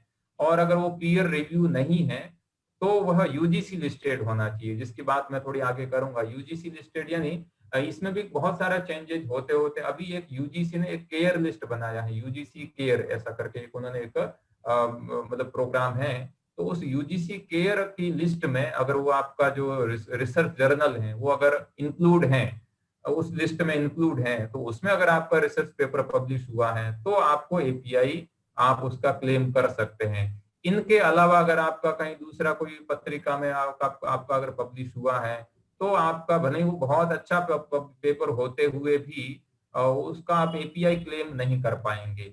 अब कितना एपीआई इससे मिलता है तो आप देखेंगे यहाँ यूजीसी ने 2 कैटेगरी बनाई है कि जो फैकल्टी ऑफ साइंसेज हैं या इंजीनियरिंग है, एग्रीकल्चर या मेडिकल है, इन सब के लिए एक कैटेगरी है जिसको आप ये मिडल का जो कॉलम इसमें देख पा रहे हैं। और लास्ट का जो कॉलम है जिसमें फैकल्टी ऑफ लैंग्वेजेस हैं, ह्यूमैनिटीज हैं, arts, social science, library, education, physical education है, कॉमर्स है, मैनेजमेंट और अदर उससे रिलेटेड जो भी डिसिप्लिन हैं उससे। तो अगर आपका किसी पीयर रिव्यूड या यूजीसी लिस्टेड जर्नल में अगर आपका कोई भी शोध लेख पब्लिश होता है, रिसर्च आर्टिकल पब्लिश होता है, तो आपको 10 पर पेपर आपको एपीआई मिलता है। 10 एक रिसर्च पेपर का जो आपका एपीआई है वो 10 आपको मिलेगा। उसके बाद में जो दूसरी है वो पब्लिकेशंस, जिस फील्ड से ये मनीष जी जुड़े हुए हैं और उसी फील्ड को लेकर हम ये जो आप बात कर रहे हैं कि पब्लिकेशन जो अदर देन रिसर्च पेपर, जो रिसर्च पेपर नहीं है, रिसर्च पेपर के अलावा अगर किसी का अपना ओरिजिनल कोई कंट्रीब्यूशन है, क्रिएटिव राइटिंग है, इस तरह से अगर कोई वो बुक के फॉर्म में अगर वो पब्लिश करता है तो उसको कितने एपीआई मिलते हैं वो यहाँ यूजीसी ने इस तरह से डिवाइड किए हैं कि अगर इंटरनेशनल पब्लिशर है तो उसको 12 मिलेंगे, 12 यानी पर बुक, एक बुक के लिए 12 मिलेंगे। नेशनल पब्लिशर है तो थोड़ा कम है, 10 मार्क्स उसको मिलेंगे। कभी बार इस तरह से होते हैं कि कोई एक बुक है और उसमें उसके बहुत सारे राइटर्स हैं और उसमें से मान लीजिए कि उसमें 10 चैप्टर हैं और 10 चैप्टर में से एक चैप्टर हमने भी लिखा है, बाकी 9 चैप्टर दूसरों ने लिखा है। तो इस तरह का अगर चैप्टर है किसी के द्वारा एडिटेड बुक में, सिर्फ आपका अगर एक चैप्टर है तो पर चैप्टर 5 मार्क्स उसको मिल जाएंगे। यदि आप किसी बुक के एडिटर हैं, इंटरनेशनल पब्लिशर के द्वारा पब्लिश जो बुक है उसके एडिटर हैं, तो आपको एज ए एडिटर, आप राइटर नहीं है लेकिन एडिटर हैं, तो भी आपको 10 पॉइंट मिलेंगे। और नेशनल पब्लिशर जो के द्वारा अगर पब्लिश कोई बुक है तो उसके अगर आप एडिटर हैं, editor in sense main editor, अगर फिर एडिटर में और भी कभी कभार 2 एडिटर हो गए या 2 से ज्यादा हो गया तो उसका फिर फॉर्मूला वो आगे बताते हैं कि उसको कैसे डिवाइड करेंगे। पर आप अभी ये समझिए कि सोल एडिटर हैं, केवल आप ही उसके एडिटर हैं, तो आपको 8 अंक मिलेंगे। उसके अलावा बहुत बार ऐसा भी होता है कि जो मतलब भारतीय भाषाओं में कहीं कहीं अनुवाद भी होता है, या जो विदेशी भाषाओं में लिखे गए ग्रंथ हैं या पुस्तकें हैं या रिसर्च पेपर है उनका अनुवाद भी करते हैं, तो उसके आधार पर भी अब एपीआई मिला है। ये 2018 में ये नई बात कही है। तो अगर कोई अनुवाद का इस तरह से काम करता है तो जो उसमें चैप्टर्स या रिसर्च पेपर का जो इंडियन या फॉरेन लैंग्वेज में लिखा है और उसको अगर किसी क्वालिफाइड फैकल्टी ने अगर उसका ट्रांसलेशन किया है, ट्रांसलेशन वर्क किया है, तो उसको 3 एपीआई पर पेपर मिलेंगे। और बुक का अगर उसने ट्रांसलेशन किया है तो 8 एपीआई पर बुक उसको वो मतलब क्लेम कर सकता है। क्लेम की इसलिए मैं बात कर रहा हूं क्योंकि मतलब उतने मिलेंगे ही ऐसा हम 100% श्योर नहीं कह सकते हैं, क्योंकि मान लीजिए कि वो बुक जैसा यूजीसी का रेगुलेशंस है जो बात कर रही है वैसा कभी बार नहीं होता है, या उसमें थोड़ी बहुत कुछ चेंजेज होता है, तो यूनिवर्सिटी टू यूनिवर्सिटी कभी बार ये जो रूल्स है, ये जो रेगुलेशंस हैं ये वेरी करते हैं। कुछ यूनिवर्सिटी जो मान लीजिए कि कह देखे हम नहीं मानेंगे, कुछ ऐसी होती भी यूनिवर्सिटी, तो इसलिए हम क्लेम कर सकते हैं ये केवल। उसके बाद में जो ये तो पब्लिकेशन, सबसे पहले वही बात की है कि ये जो पब्लिकेशन की, तो आप पब्लिकेशन से आप कम से कम 7 या 8 या 9 से ज्यादा ही अलग अलग वैरायटी बताइए कि उन वैरायटी से आप ये सिर्फ और सिर्फ पब्लिकेशन फील्ड से आप एक जो एपीआई है वो एपीआई आप क्लेम कर सकते हैं, वहां से एपीआई आप अर्जित कर सकते हैं। उसके बाद में ये भी इस तरह का एक नया इस बार यूजीसी ने इंट्रोड्यूस किया है कि डेवलपमेंट ऑफ इनोवेटिव पेडागोजी। तो उसके लिए अगर आपने कोई ऐसा इनोवेटिव अगर किसी शिक्षण अधिगम का अगर आपने डेवलपमेंट किया है तो उसके लिए भी आपको 5 एपीआई स्कोर मिल सकते हैं। Design of new करिकुला and courses, ये जो बेसिकली अभी जो बात है वो ज्यादातर जो यूनिवर्सिटी के जो यूनिवर्सिटी टीचर्स हैं उनके ऊपर ज्यादा लागू होती है, क्योंकि कॉलेज के टीचर्स भी बहुत क्वालिफाइड होते हैं, बहुत, यानी ऐसा कोई मैं कोई भेद नहीं कर रहा हूँ, बट कॉलेज में आप कोई नया कोर्स आप डिजाइन कर सकते हैं, क्योंकि जो यूनिवर्सिटी का कोर्स है उसी को ही हमें चलाना होता है। यूनिवर्सिटी जिस पेपर की परीक्षा लेते हैं कॉलेज को भी उसी की परीक्षा लेनी होती है। मान लीजिए कि अगर बहुत कोई ऐसा ऑटोनोमस कॉलेज है और फिर धीरे धीरे वो यूनिवर्सिटी बनने की दिशा में जा रहा है तो उसकी एक अलग बात है, लेकिन जनरली जो कॉलेजेज होता है वो न तो कोई नया कोर्स डेवलप कर सकते हैं, न कोई नया कोर्स इंट्रोड्यूस कर सकते हैं। यूनिवर्सिटी के पास में ये थोड़ा पावर होता है कि वह नया कोर्स भी डेवलप करके उसको इंट्रोड्यूस कर सकती है। तो यूनिवर्सिटी को अगर नया कोर्स बनाना है तो ज्यादातर वो यूनिवर्सिटी के टीचर्स की ही वो सर्विस लेती है, लेकिन बहुत बार ऐसा भी होता है कि जो कॉलेजेस के बहुत अच्छे क्वालिफाइड टीचर हैं उनकी भी सर्विस लेती है। तो अगर कहीं भी कोई नया कोर्स या करिकुला अगर डिजाइन करते हैं तो आपको ये इतने एपीआई मिलेंगे। उसी तरह से एक जो अभी नया जो मूक हम जिसको कहते हैं मैसिव ओपन ऑनलाइन कोर्स, तो यूजीसी ने ये जो बहुत सारे ऐसे कोर्सेज हैं जिनका 4 क्वाड्रेंट्स में जो मटेरियल बनाकर ये जो स्वयं का जो पोर्टल है, यूजीसी का एक पोर्टल है स्वयं या ईपीजी पाठशाला, वहां उन्होंने उसको रखा है जिसमें अलग अलग सब्जेक्ट्स के, अगर आप कॉलेज में नहीं, यूनिवर्सिटी नहीं जा सकते हैं डायरेक्ट स्टडी के लिए या कॉलेज नहीं जा सकते हैं, तो आप अगर कहीं काम कर रहे हैं तो घर बैठे भी अगर आप पढ़ना चाहते हैं तो वहाँ जितना भी जो आपका कोर्स है, मान लीजिए कि जयनारायण व्यास यूनिवर्सिटी में अगर कोई बिजनेस मैनेजमेंट में मान लीजिए कि एमबीए कर रहा है या कोई कोर्स कर रहा है, तो अगर उस कोर्स को अगर वो मूक के फॉर्मेट में अगर डेवलप किया हुआ है कि उसका वीडियो, उसका जितने भी क्लासेस हैं, भले 200 घंटे का हो कि 300 घंटे का वो कोर्स है या 500 घंटे का है, जिसके पीजी लेवल का कोर्स है तो कम से कम उसमें 20 पेपर्स तो होते ही हैं, मतलब मिनिमम 80 क्रेडिट का जो कोर्स होता है। तो इस तरह का इन्होंने कोर्स डेवलप करके मूक का जो कॉन्सेप्ट है और मूक के द्वारा कोर्स डेवलप करके यूजीसी का स्वयं का पोर्टल है उसमें रखा हुआ है। तो ऐसे अगर आपने मूक के जो करिकुला है या मॉड्यूल हैं या लेक्चर्स हैं या पेपर्स हैं वो डिजाइन किए हैं तो उसको भी आपको यहाँ वो आप क्लेम कर सकते हैं। अगर आपने पूरा का पूरा एक अगर कोर्स तैयार किया है तो 20 एपीआई आप वहां से क्लेम कर सकते हैं। फिर ई कंटेंट में अगर आप देखेंगे तो जो ईपीजी पाठशाला बेसिकली हम उसको वहां लेते हैं, उसके अलावा भी और ई कंटेंट के बहुत सारे एग्जाम्पल हो सकते हैं, लेकिन बेसिकली इसका जो एग्जाम्पल है वो ईपीजी पाठशाला में जो अलग अलग कोर्सेज, अलग अलग जो ई कंटेंट डेवलप करके जो रखा हुआ है कि हम जो यूनिवर्सिटी की क्लास में जाकर या कॉलेज की क्लास में जाकर हम किसी भी टॉपिक को अपने प्रोफेसर से पढ़ते हैं तो प्रोफेसर ने अगर उसी को ई कंटेंट के रूप में डेवलप करके ईपीजी पाठशाला को अगर दिया है तो वहां से भी आप वो एपीआई है वो क्लेम कर सकते हैं। उसके बाद में रिसर्च गाइडेंस से भी आप एपीआई है वो क्लेम कर सकते हैं। अगर पीएचडी गाइड किया है अगर किसी स्टूडेंट को तो आपको 10 मतलब पर स्टूडेंट आपको एपीआई स्कोर मिलेगा। और अगर थीसिस सबमिट है, अभी अवार्ड नहीं हुआ है पीएचडी में, तो आपको 5 एपीआई है वो आपको एपीआई स्कोर मिलेगा। एमफिल या पीजी लेवल का जो डेजिटेशन है वो अगर अवार्ड हुआ है तो आपको 2 एपीआई वहां से मिल जाएगा। हालांकि जो ये नई जो शिक्षा नीति है न्यू एजुकेशन पॉलिसी 2020, इसमें फिर एमफिल है वो एक तरह से डिसकंटिन्यू हो रहा है। तो अभी आगे आने वाले 1-2 साल में हम देखेंगे तो बहुत सारी यूनिवर्सिटीज में से जो एमफिल है वो एमफिल फिर अब नहीं रहेगा। फिर जो रिसर्च प्रोजेक्ट्स जो अगर कहीं कंप्लीट किए हैं, पूरा हो सकता है क्या? डॉक्टर मुकेश शर्मा जी, आपका माइक प्लीज आप म्यूट करेंगे तो मैं थोड़ा ढंग से आपको सुन पाऊंगा, या फिर मैं जो बोल रहा हूँ वो दूसरे लोग भी सुन पाएंगे।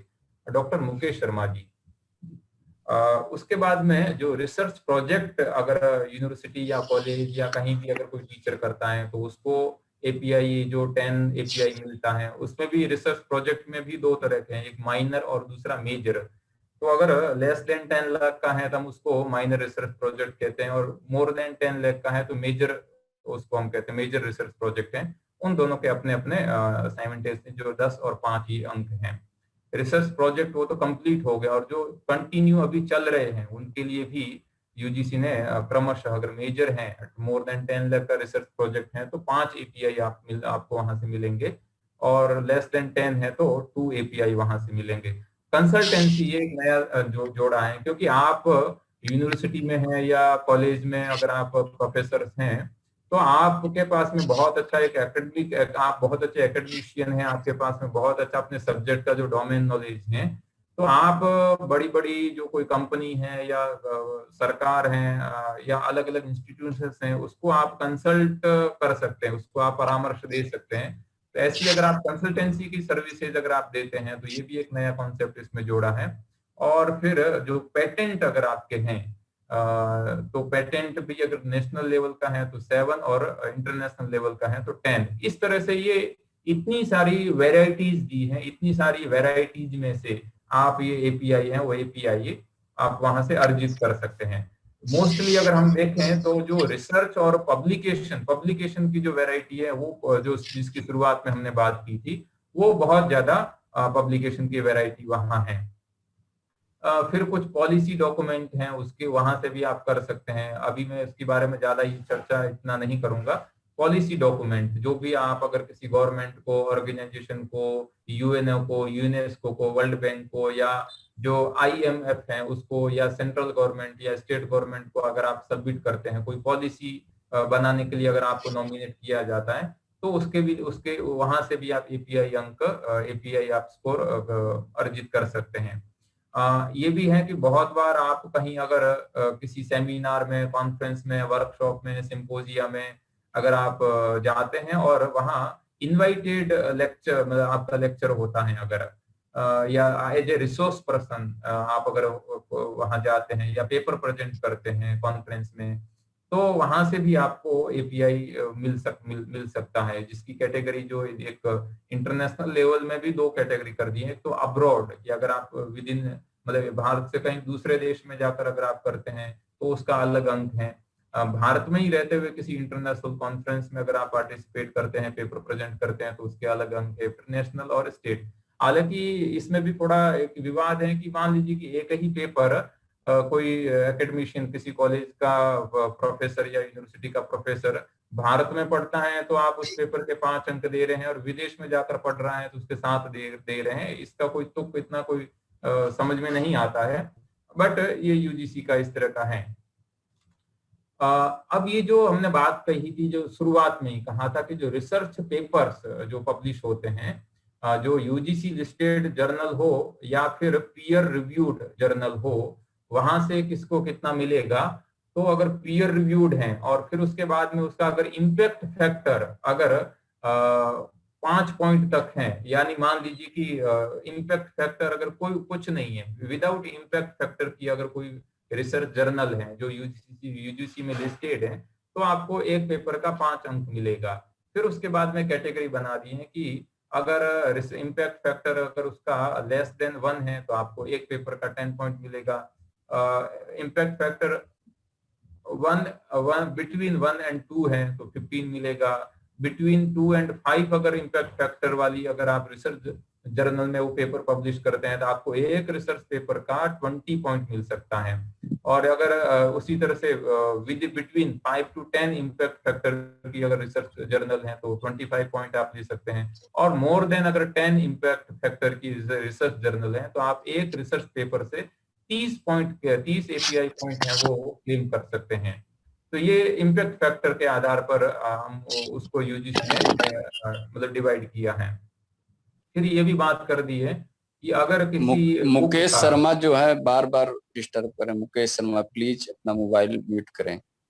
और फिर ये भी बात कही है, जैसे शुरुआत में कहा था कि मान लीजिए कोई जॉइंट पब्लिकेशन है, कि एक ही कोई पब्लिकेशन है और एक ही पब्लिकेशन के मोर देन 2 या 2 से ज्यादा उसके एडिटर या राइटर हैं, तो फिर उसका एपीआई कौन क्लेम करेगा? तो पहले ये था भी जिसका नाम सबसे पहले लिखा हुआ है उसको ज्यादा मिलेगा और जिसका नाम बाद में लिखा है उसको कम एपीआई मिलेगा।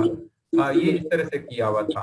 पर अब यूजीसी ने इस तरह से कर दिया है कि अगर 2 ऑथर्स हैं, अगर कोई भी पब्लिकेशन है उसके अगर 2 ऑथर हैं, तो 70% of total value of publication for each author, तो ईच ऑथर को उसका पब्लिकेशन का जो जितना भी वैल्यू है, भले उसके 5 अंक मिले या 10 अंक मिले या 15 मिले, जो भी, उसका ईच ऑथर को 70% शेयर मिलेगा। और अगर मोर देन 2 ऑथर होगा तो जो फर्स्ट या प्रिंसिपल या कॉरस्पॉन्डिंग जो ऑथर होगा उसको 70% उसका वैल्यू मिलेगा और बाकी जो 30% है उसमें आपस में वो बांट लेंगे।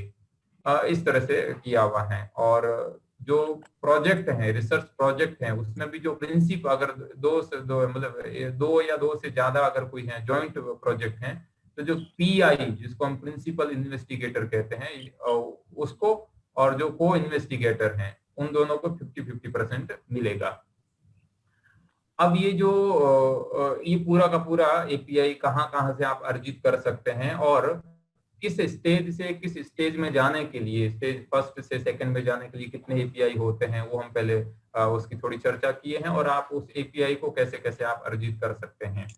अब थोड़ा ये जो इसमें भी ये अनलिमिटेड नहीं है, ये कहीं न कहीं इसको भी कैपिंग किया है, मतलब थोड़ा लिमिटेड किया है कि ये जो रिसर्च और एकेडमिक एक्टिविटी की जो कैटेगरी है उसमें जो पॉलिसी डॉक्यूमेंट हैं या इनवाइटेड लेक्चर्स हैं या रिसोर्स पर्सन के रूप में आप कहीं जाकर कोई लेक्चर दिए हैं या पेपर प्रेजेंट किए हैं, तो उन सब का जो आपका एपीआई है वो एपीआई टोटल जो आपका रिसर्च की कैटेगरी से जो एपीआई मिलेगा उसका मैक्सिमम 30% ही उसको आप क्लेम कर पाएंगे, मैक्सिमम 30% ही उसको आपको लाभ मिलेगा। तो हम यहाँ देखते हैं कि ये जो इनवाइटेड लेक्चर्स या मतलब एक तरह से ये कहें तो बार बार जो सेमिनार में मतलब एक तरह से कहीं तो पहले सेमिनार के अनलिमिटेड आपको थे, तो सेमिनार में जाने की ये जो प्रवृत्ति है जिसमें मतलब ज्यादा कहीं अगर रिसर्च कंट्रीब्यूशन नहीं होता है, इनोवेशन नहीं होता है, खाली बस सेमिनार में बस घूमने के लिए जाना, ऐसी जो कुछ प्रवृत्ति कहीं रही होगी तो यूजीसी ने उसके ऊपर ये कैपिंग किया है। बाकी आप देखिए यहाँ आपका अगर रिसर्च पब्लिकेशन है, भले ही वो बुक के रूप में हो कि चैप्टर के रूप में हो, एडिटर के रूप में हो या किसी रिसर्च जर्नल के रूप में हो, उसके आपको कोई उसके ऊपर बाउंडेशन नहीं, आप जितना उसमें अर्जित कर सकते हैं उतना आप मतलब जितना एपीआई आप वहां से क्लेम कर सकते हैं वो आप उसके लिए फ्री है।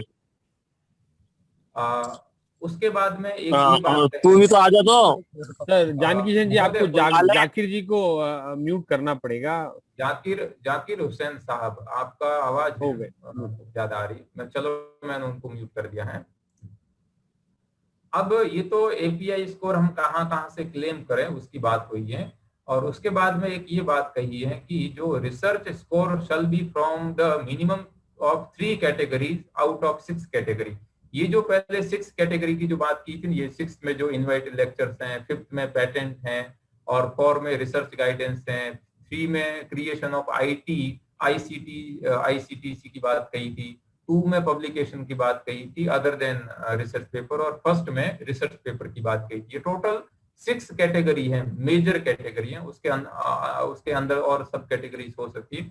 तो मेजर जो 6 कैटेगरी हैं उनमें से मिनिमम 3 जो कैटेगरी है उन 3 कैटेगरी में से आपको एपीआई है वो अगर आप मतलब अर्जित करते हैं तो फिर आगे प्रमोशन के लिए आप एलिजिबल हो सकते हैं, ये यहाँ बात कही है।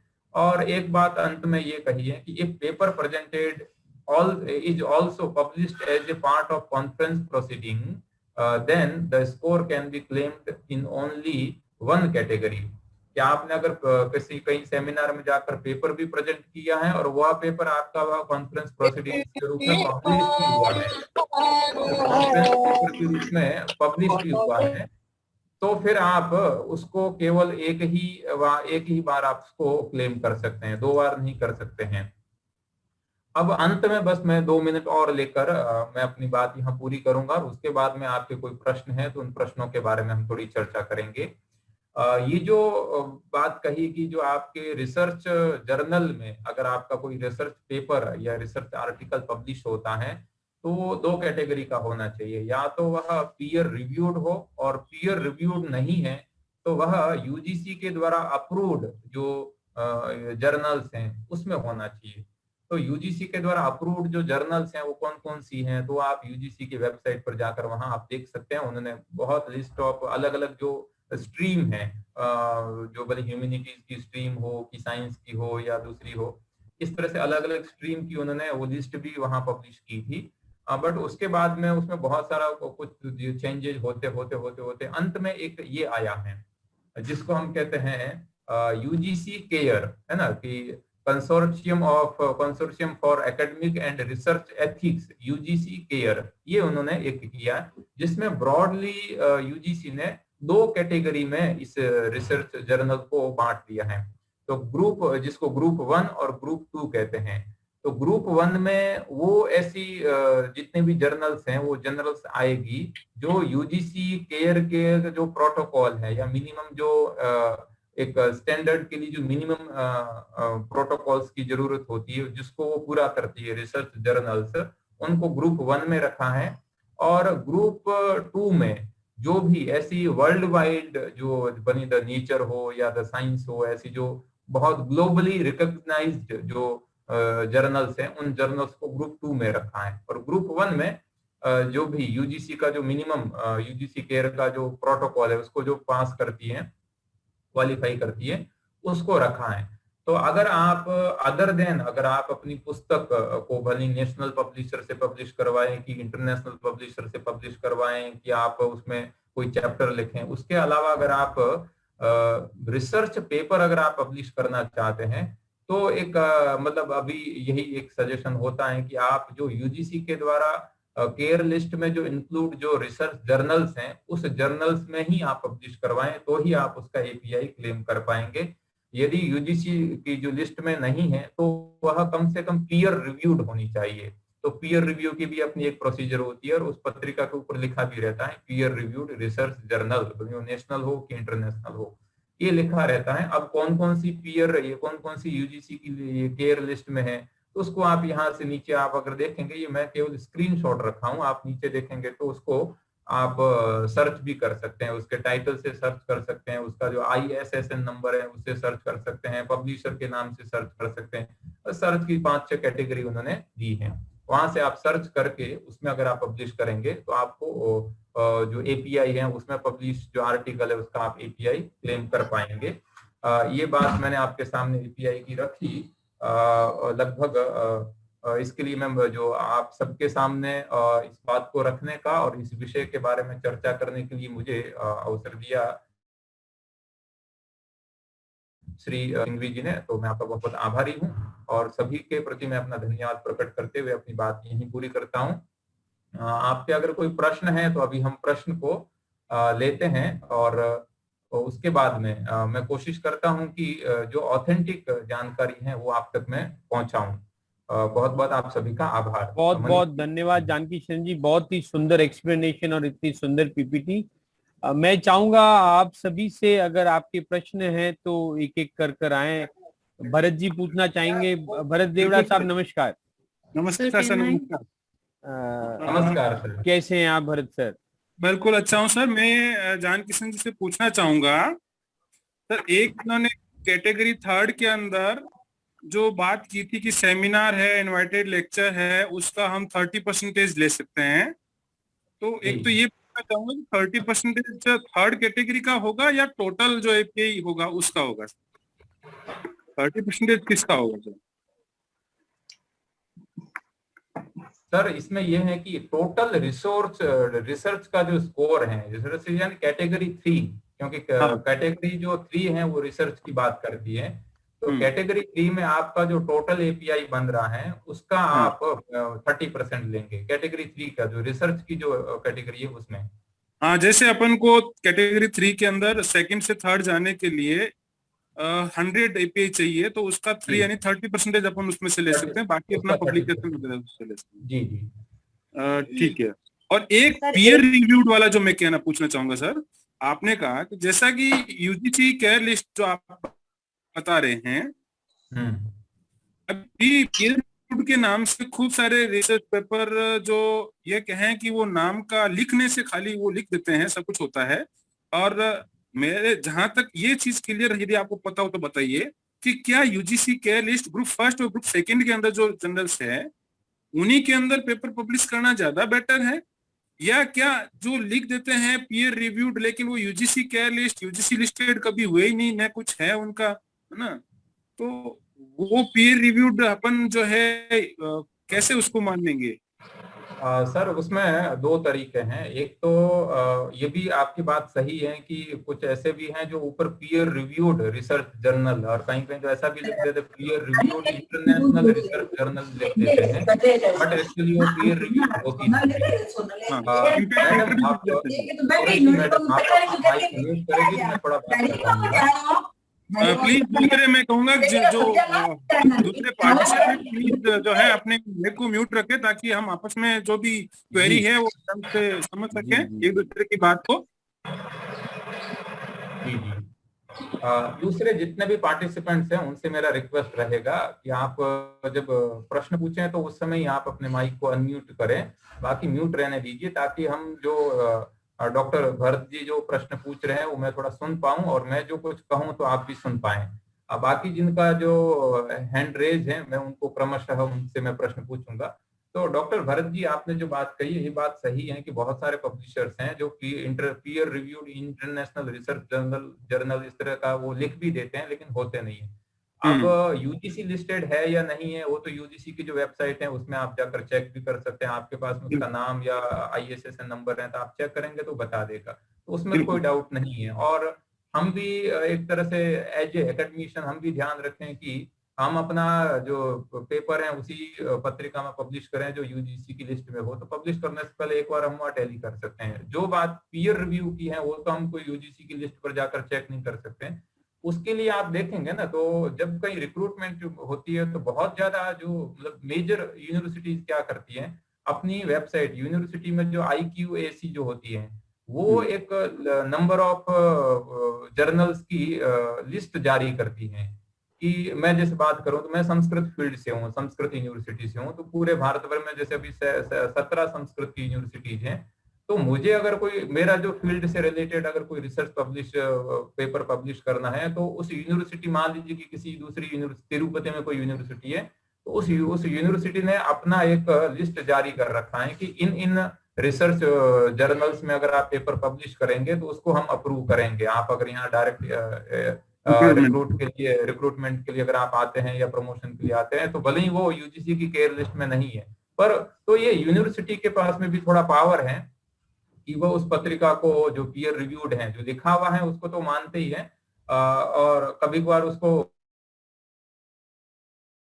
मना पड़ेगा कि जिस यूनिवर्सिटी के द्वारा वो पब्लिश हैं या जिस हम यूनिवर्सिटी में अप्लाई करने जा रहे हैं उस यूनिवर्सिटी ने अपने लिस्ट में उसको इंक्लूड किया है या नहीं किया है। नहीं किया है तो बहुत सारी यूनिवर्सिटीज ऐसा हमें अवसर भी देती है कि आप उस पत्रिका को एज ए पीयर रिव्यूड उस यूनिवर्सिटी की लिस्ट में इंक्लूड करने के लिए एप्लीकेशन भी कर सकते हैं।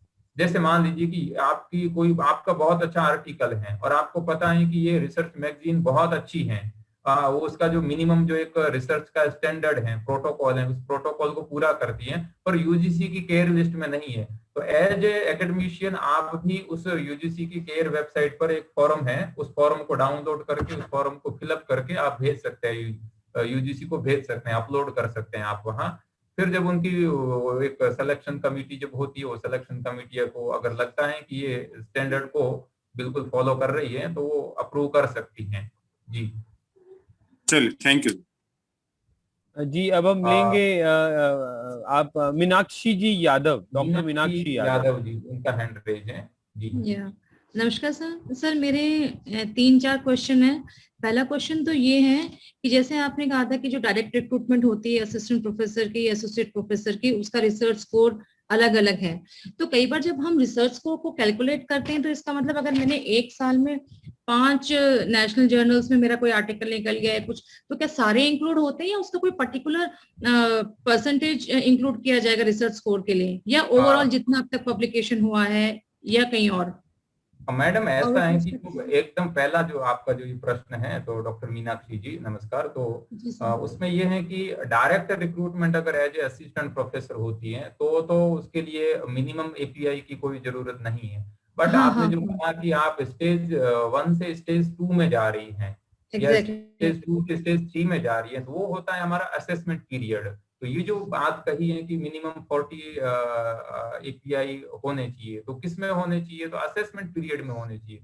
अगर मान लीजिए कि मैंने 10 साल पहले खूब सारे मेरे रिसर्च पब्लिकेशन हो चुके हैं, लेकिन मेरा जो असेसमेंट पीरियड है वो 2017 से 2020 का है, तो वो जो मिनिमम 40 एपीआई स्कोर है वो मुझे उस असेसमेंट पीरियड में अर्जित करने होंगे। उससे अगर पहले का है तो वो काउंट नहीं होगा। ओवरऑल के लिए वो काउंट होगा। ओवरऑल मीन सेंस जैसे आपका सर्विस 10 साल की हो गई और आप अगर एज डायरेक्ट रिक्रूटमेंट प्रोफेसर के लिए अगर आप कहीं अप्लाई कर रहे हैं डायरेक्ट रिक्रूटमेंट के लिए, तो ओवरऑल हमारा उसमें कैलकुलेशन होगा। लेकिन कैश प्रमोशन में जो असेसमेंट पीरियड है, जो कहीं 3 साल का है, कहीं 4 साल का है, कि 6 साल का, वो जो असेसमेंट पीरियड में ही जो हमने पब्लिश किया है या कोई भी का रिसर्च वर्क किया है वो काउंट होगा जी। Okay sir. सर दूसरा क्वेश्चन ये है कि जैसे एक कैटेगरी थी कि जो ट्रांसलेशन हम करते हैं किसी आर्टिकल की, तो उसके भी कुछ स्कोर्स हैं। तो जब हम आर्टिकल को ट्रांसलेट करते हैं, चाहे हिंदी में कर रहे हैं, इंग्लिश में कर रहे हैं, किसी और लैंग्वेज में, तो क्या हमें जो ओरिजिनल ऑथर हैं उनसे परमिशन लेनी पड़ती है या सिर्फ हम उनका मेंशन करके उसको ट्रांसलेट कर सकते हैं? मैम ये तो कॉपीराइट की बात हो गई। कॉपीराइट की बात है तो परमिशन तो आपको लेनी ही पड़ेगी। एक्चुअली क्या है मैडम, ट्रांसलेशन कभी कभार आप करते हैं, कभी कभार हमें करने के लिए हमें असाइन किया जाता है। जैसे यूनिवर्सिटी गुजरात में हम देखते हैं तो यूनिवर्सिटी ग्रंथ निर्माण बोर्ड करके एक गवर्नमेंट का एक ऑर्गेनाइजेशन है, वो क्या करता है कि जो भी इंटरनेशनल रेप्यूटेड जो पब्लिकेशंस हैं, बुक्स वगैरह हैं, उसका वो जो ज्यादातर इंग्लिश में है, तो उसका वह अलग अलग जो यूनिवर्सिटी के ऐसे क्वालिफाइड टीचर्स हैं उनको कह देती है कि आप इसका गुजराती में ट्रांसलेशन करिए, आप इसका हिंदी में ट्रांसलेशन करिए। तो ऐसा गवर्नमेंट का ऑर्गेनाइजेशन है, वो अगर ट्रांसलेशन के लिए हमें देता है तो हमें कोई कॉपीराइट की चिंता करने की बात नहीं है, क्योंकि वो तो गवर्नमेंट के ऑर्गेनाइजेशन ने दिया है, तो कॉपीराइट की बात वो करेगा। लेकिन डायरेक्ट अगर हम किसी का जो भी वर्क है उसको अगर ट्रांसलेशन करके अपने नाम से अगर हम एज ए ट्रांसलेटर अपने नाम से नहीं, उनका हम मेंशन करें। जैसे मैंने 1-2 जर्नल्स में देखा था कि उसमें लिख रखा है translation of so and so, professor का नाम और सिर्फ ट्रांसलेशन दे रखा है, जिसने ट्रांसलेट किया उसका नाम नहीं है, तो still we have to take the permission. हाँ, पर डॉक्टर मीनाक्षी जी जैसा जहाँ तक कॉपीराइट की बात है, क्योंकि वो इस तरह से कॉपीराइट का मामला है, तो परमिशन एक तो जरूरी होगी जी। सर जल्दी से 2 सवाल और पूछना चाहूंगी पीयर रिव्यूड जो जर्नल्स हैं उससे रिलेटेड ही। पहला तो ये कि हाउ टू आइडेंटिफाई, हम आइडेंटिफाई कैसे करेंगे असली वाला पीयर रिव्यूड है या फेक है? जैसे आपने कहा कि भाई लिख तो सभी देते हैं, तो वो हम आइडेंटिफाई कैसे करें कि whether it is really peer reviewed या नहीं? मैम अभी भरत सर की जवाब में उन्होंने बताया कि अगर यूनिवर्सिटी अपनी लिस्ट आपके किसी जो भी जर्नल में आपने करवाया है वो अगर लिस्ट करके रखती है अपनी वेबसाइट पर, तो ये क्लेम करना आपके लिए आसान हो जाएगा कि ये जर्नल पीयर रिव्यूड है। अदर देन दैट आप यूनिवर्सिटी की यूजीसी की वेबसाइट से उसका फॉर्म डाउनलोड कर यूनिवर्सिटी के थ्रू यूजीसी को ऐड करने के लिए अप्लाई कर सकते हैं। मैं सही हूँ जानकी शरण जी? जी सर, ये तो 2 अलग चीजें हुई। मैं इसको ऐड कर देता हूँ मीनाक्षी। हाँ जी सर। जी ये है कि उन्होंने ये जो पूछा ना कि ये असली वाला पीयर रिव्यूड है कि नकली वाला है, तो आप देखिए अगर पीयर रिव्यूड रिसर्च जर्नल है वो बहुत सारी यूनिवर्सिटी भी पब्लिश करती है, और आप समझिए कि अगर कोई यूनिवर्सिटी उस पीयर रिव्यूड रिसर्च जर्नल को पब्लिश कर रही है तो लगभग समझिए कि 100% वो पूरा का पूरा जो एक स्टैंडर्ड होता है, प्रोटोकॉल होता है, उसको ही फॉलो करके वो पब्लिश करती है। जैसे मैं अपनी यूनिवर्सिटी की बात करूं तो हमारी यूनिवर्सिटी भी एक पिछले 2 या 3 साल से रिसर्च जर्नल को एक पब्लिश करना शुरू किया है, जो अभी तक यूजीसी की केयर लिस्ट में नहीं इंक्लूड हुआ है, बट वो UGC peer reviewed research journal है। तो उसके लिए क्या होता है कि पीयर रिव्यूड में फिर वो सिंगल रिव्यू होता है, कहीं डबल ब्लाइंड पीयर रिव्यू होता है, अलग अलग प्रोटोकॉल्स फॉल्स मतलब वो उसको मतलब पालन करते हैं। बेसिकली आप इतना समझ लीजिए कि किसी यूनिवर्सिटी के द्वारा अगर वह peer reviewed research journal publish है तो वो जेन्युइन ही होगा। और बाकी अगर किसी प्राइवेट या किसी दूसरे इंस्टीट्यूशन के द्वारा, ऐसे प्राइवेट इंस्टीट्यूशन या इंडिविजुअली कोई अगर पब्लिश करता है तो फिर थोड़ा हमें चेक करना पड़ेगा उसको। बाकी यूनिवर्सिटी का है तो इट्स ओके। जी सर। सर साथ में एक डाउट और है, जैसे आपने अभी कहा कि पीयर रिव्यूड जर्नल और जो यूजीसी लिस्टेड केयर लिस्ट में है वो दोनों ही क्रेडिट होते हैं हमारे पे स्कोर में, but I don't know, one of my colleague told me कि अब पिछले 2 साल से शायद जून 2018 या 16 आई डोंट नो कब निकला, वो कह रहे कि अब पीयर रिव्यूड की वैल्यू नहीं है। पहले तो हुआ करती थी और कम थे उसके मार्क्स, लेकिन अब केवल यूजीसी केयर लिस्ट में अगर आपका पब्लिकेशन होता है तो ही उसकी वैल्यू है, अदरवाइज नहीं है। तो is it so sir? Latest क्या है आप बता सकेंगे?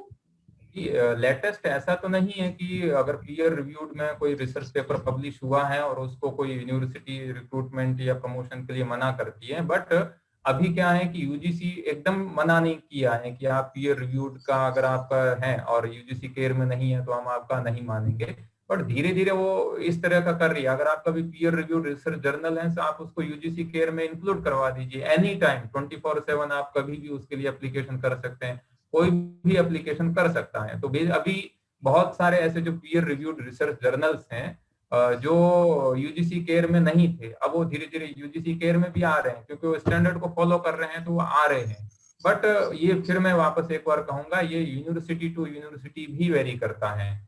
बहुत ऐसे हमने भी एग्जाम्पल देखे हैं कि जो यूजीसी केयर की लिस्ट में नहीं है और पीयर रिव्यूड भी नहीं है, बट फिर भी कहीं कहीं यूनिवर्सिटी में उसको यूनिवर्सिटी अगर मानती है, यूनिवर्सिटी की IQAC मानती है कि ये रिसर्च का जो एक प्रोटोकॉल है उसको फॉलो करता है, तो उसके API वहां मिल भी जाते हैं उनको, उनके आधार पर उनको रिक्रूटमेंट या प्रमोशन भी हो जाता है। और कुछ कुछ यूनिवर्सिटी नहीं मानती है, तो बहुत कुछ ये यूनिवर्सिटी के ऊपर डिपेंड करता है क्योंकि यूनिवर्सिटी भी एक ऑटोनोमस एक इंस्टीट्यूशन होती हैं। तो यूजीसी केवल उसको रेगुलेट करती है, हार्ड एंड फास्ट यूजीसी का रूल नहीं है कि आपको यही करना है, क्योंकि यूनिवर्सिटी भी कभी बार यूजीसी के रूल्स के थोड़ा आगे पीछे जाकर भी उसका अपना कुछ न कुछ एक सिस्टम होता है। जी ओके सर।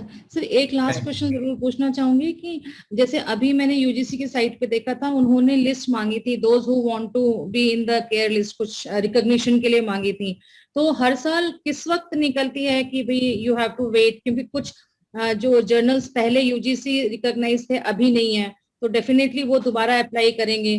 तो अगस्त सितंबर किस के आसपास ऐसी लिस्ट निकलती कि we should wait before giving our articles in any journal?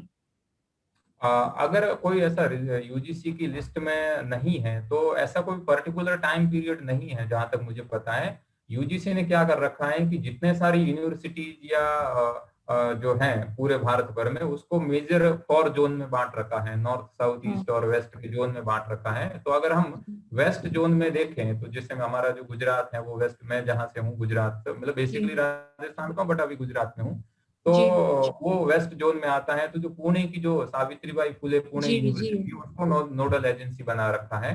तो आप डायरेक्ट उसको भी मतलब ऑनलाइन ही फॉर्म है, ऑनलाइन फॉर्म फिलअप करके आप वहां डायरेक्ट ही ऑनलाइन सबमिट कर सकती हैं, या आप जिस यूनिवर्सिटी में या जिस कॉलेज में है उस कॉलेज को आप लिख सकती हैं कि ये रिसर्च जर्नल है, यूजीसी लिस्टेड नहीं है बट ये होनी चाहिए। आप लिखकर उसकी जो बस 2 पेज का फॉर्म होगा, उस फॉर्म को भरकर यूनिवर्सिटी को दे सकती है। और यूनिवर्सिटी का ये दायित्व बनेगा कि वो जो उस यूनिवर्सिटी जिस रीजन में आती है, नॉर्थ या साउथ या वेस्ट, उस रीजन की जो भी नोडल एजेंसी है इस काम के लिए, उसको सबमिट कर देती है। और फिर उनका कुछ हर 2 या 3 महीने में कुछ न कुछ एक बार मीटिंग होती है जिसके 8-10 मेंबर्स होते हैं, प्रोफेसर, तो वो बैठकर फिर डिसीजन लेते हैं। तो एप्लीकेशन आप कभी भी कर सकते हैं, इसका कोई ऐसा टाइम पीरियड नहीं है। हाँ, मतलब मैं यही पूछना चाहती थी कि यूजीसी कब रिव्यू करती है, क्योंकि जब उन्होंने अभी नए मांगे तो it means maybe in August के आसपास वो अपनी नई लिस्ट जारी करते होंगे, ऐसा मेरा मानना है। एप्लीकेशन जाती रहती है और यूजीसी की जब मीटिंग बैठती है कि इस समय जितनी भी एप्लीकेशन आई उनको अप्रूव करना है नहीं करना है, वो उन पर है, मतलब कोई ऐसी फिक्स डेट नहीं है। फाइन बट वो फाइन, पीरियोडिकली मेरे ख्याल से हर 1 या 2 महीने में वो कम से कम ऐसे बैठकर रिव्यू करते रहते हैं। Okay okay okay, thank you sir, thank you thank you thank you thank you thank you Meenakshi ma'am. अब हम लेंगे अमिता जी। अमिता जी आप अपना सवाल पूछ सकते हैं।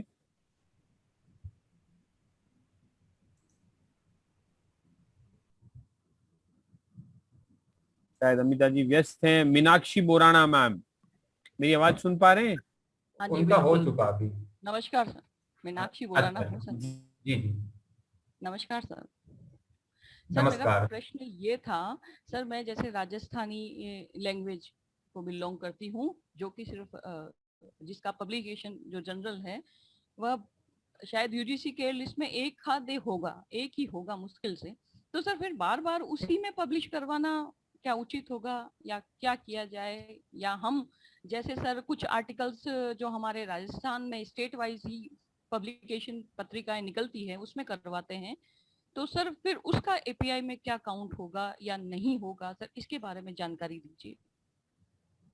मैडम अच्छा, आप मतलब पर्टिकुलर ये कह रही हैं कि आप राजस्थानी भाषा में लिखती हैं अपने रिसर्च सर आर्टिकल मैं हेड ऑफ और डिपार्टमेंट हूँ अभी इस जी जी जी हाँ। अब मैडम ऐसा तो अभी कोई मतलब नहीं है कि आप एक ही रिसर्च जर्नल में आप पिछले 10 साल से आर्टिकल पब्लिश कर रही हैं तो आपको 1 या 2 बार ही काउंट करेंगे, ऐसा कोई नहीं है। जितनी बार आप उसमें पब्लिश करें आप कर सकती हैं। हाँ, ये है कि कुछ कुछ इस तरह की जो लैंग्वेज की रिसर्च जर्नल्स हैं वो बहुत रेयरली होती है, बहुत कम होती हैं। जैसे राजस्थानी होगी, नॉर्थ ईस्ट में हम देखते हैं तो वहाँ की कुछ अपनी रीजनल लैंग्वेज की जो रिसर्च जर्नल्स होगी वो भी ऐसी अंगुलियों पर गिनी चुनी होती हैं। तो ऐसा कोई फाउंडेशन नहीं है कि आप उसी में ही पब्लिश कर रही हैं तो कैसे, क्या नाम है, बार बार उसी में ही आ रहा है तो अंक नहीं मिलेंगे, ऐसा नहीं है। वो आप क्लेम कर सकती हैं क्योंकि वो अगर स्टैंडर्ड को फॉलो करती हैं, जो भी यूजीसी की केयर लिस्ट में है या पीयर रिव्यूड है, वो स्टैंडर्ड को फॉलो करती हैं तो उसमें बार बार पब्लिकेशन होने पर भी एक ये भी आता है कि देखिए आपका जो रिसर्च आर्टिकल होता है वो इतना बेहतर होता है कि इतने सारे दूसरे राइटर के होते हुए भी, रिसर्चर के होते हुए भी आपका आर्टिकल हर बार उसमें सेलेक्ट होता है, तो ये आपका वो रिसर्च पेपर की एक क्वालिटी को ही बताता है, हम ये मानते हैं उसको। और सर जैसे जो और मैगजीन्स निकलती है जो हमारे स्टेट लेवल पे, उसमें जो आर्टिकल्स पब्लिश होते हैं सर वो काउंट होंगे या नहीं? वो आईएसएसएन नंबर है, आईएसबीएन नंबर में है मैडम। पहले सिर्फ और सिर्फ वो आईएसएसएन नंबर होने मात्र से काउंट हो जाते थे, लेकिन अब जब से ये 2018 का जो रेगुलेशंस आया है और उसके बाद में ये जो यूजीसी केयर जो 2019 के बाद में जो इम्प्लीमेंट हुआ है, तब से फिर यही है बेसिकली कि बस 2 ही कैटेगरी हैं, या तो यूजीसी केयर की लिस्ट में वह इंक्लूड हो और अगर वहां इंक्लूड नहीं है तो वह पीयर रिव्यूड हो तो काउंट होती है, अन्यथा फिर थोड़ा मुश्किल होता है काउंट करने में उसको। तो सर लैंग्वेजेस पे कोई रिलैक्सेशन नहीं दिया है यूजीसी? नहीं, ऐसा कोई रिलैक्सेशन नहीं है। के एस राठौड़ साहब आपको लेना चाहेंगे हम। के एस राठौड़ साहब। थैंक यू सर, मैं बनारस से बोल रहा हूँ। जी नमस्कार। नमस्ते। मैं राजस्थानी ग्रंथकार, मैं हमेशा वर्ल्ड बुक फेयर लगता है तो वहाँ जाता हूँ, मुलाकात होती रहती है। तो मैं तो आपको बधाई देता हूँ कि आपने एपीआई स्कोर को लेकर ऐसा कार्यक्रम किया, और शायद पहले पब्लिकेशन है जो एपीआई स्कोर को लेकर ऐसा प्रोग्राम कराए, तो इसलिए बहुत बहुत धन्यवाद आपको। दूसरी बात धन्यवाद राठौड़ साहब जोश दिलाने के लिए। आपका सवाल लेंगे हम आगे जी। हाँ, दूसरी बात की जानकी शरण आचार्य जी को भी बहुत बहुत बहुत अच्छे ढंग से उसने एक्सप्लेन किया एपीआई स्कोर को, जो आम रिसर्च स्कॉलर को आप तक पहुंचा। 2 सवाल मेरा है, और एक तो जो बुक एडिट होती है, बुक पब्लिकेशन होती है, वो रेफरेंस बुक या टेक्स्ट बुक दोनों पर सेम नंबर है, या रेफरेंस बुक या टेक्स्ट बुक पर अलग अलग नंबर है? पहला क्वेश्चन। दूसरा क्वेश्चन है कि जो रेफरेंस हम लिखते हैं वो कौन सी स्टाइल हम अपनाते हैं या प्रयोग करें, किस स्टाइल को रेफरेंस लिखते हैं। इंडियन स्टाइल है तो इंडियन स्टाइल या कोई फॉरेन स्टाइल है, बताएंगे कौन सी स्टाइल हम रेफरेंस में लिखते समय डालें कि अच्छी उस पर जनरल मानी जाए या मेरा आर्टिकल अच्छा माना जाए। नमस्कार। रेफरेंस की स्टाइल क्या होनी चाहिए? हाँ जी, रेफरेंस की स्टाइल क्या होनी चाहिए दूसरी, और बुक टेक्स्ट बुक और रेफरेंस बुक दोनों में नंबर अलग हैं कि दोनों अलग अलग हैं, तो बस जानकारी। मैं राजस्थानी ग्रंथागार से बहुत पहले से जुड़ा हूँ, मैं किताब लेता रहता हूँ, मैं जिस पुस्तक मेले में जाता हूँ वहां से लेता हूँ, और मेरा राजस्थान से बड़ा अच्छा संबंध है। मैं कहीं सीतामढ़ी जाता हूँ या जोधपुर जाता हूँ या उदयपुर जाता हूँ सेमिनारों में, तो राजस्थानी ग्रंथागार केवल राजस्थान पर ही वो काम करते हैं। जी राठौड़ साहब, जहां तक आपने जो कहा कि अगर आप कोई रेफरेंस बुक लिखते हैं या कोई टेक्स्ट बुक लिखते हैं, टेक्स्ट बुक से मैं आपको समझ रहा हूँ, जहां तक मैं समझा हूँ कि आप कहना चाहते हैं जैसे मान लीजिए कि कोई 10th है या टेक्स्ट बुक मतलब कि जिसमें रेफरेंस नहीं होता, विदाउट रेफरेंस को टेक्स्ट बुक कहते हैं।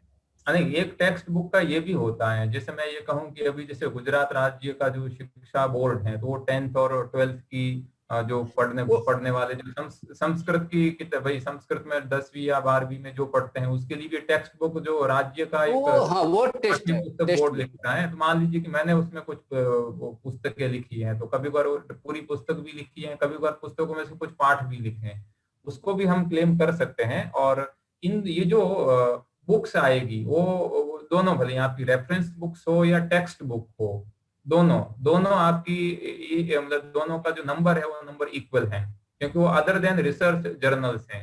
क्योंकि पब्लिकेशन में दो ही माने हैं, या तो रिसर्च या other than research journals. Research यानी रिसर्च जर्नल या अदर देन रिसर्च जर्नल, जिसमें बुक्स आ गई है। तो बुक्स में भले आपकी रेफरेंस बुक्स हो कि टेक्स्ट बुक हो, अब वो थोड़ी वेरी करेगी कि अगर वो स्टेट लेवल का पब्लिशर है, नेशनल लेवल का पब्लिशर है और इंटरनेशनल लेवल का पब्लिशर है, तो इन तीनों लेवल के पब्लिशर के अलग अलग अंक हैं। लेकिन उसका कोई फर्क नहीं पड़ेगा कि रेफरेंस बुक है तो भी आपको अंक मिलेगा और टेक्स्ट बुक है तो भी सेम अंक मिलेगा। लेकिन अंकों में बदलाव कहाँ आएगा? अगर नेशनल लेवल का पब्लिशर उसी पुस्तक को प्रकाशित करता है तो मान लीजिए कि आपको 8 अंक मिले, मान लीजिए, और स्टेट लेवल का इंटरनेशनल लेवल का करता है तो कोई 10 या 12 अंक भी मिल सकते हैं। तो वहाँ ये फर्क पड़ता है।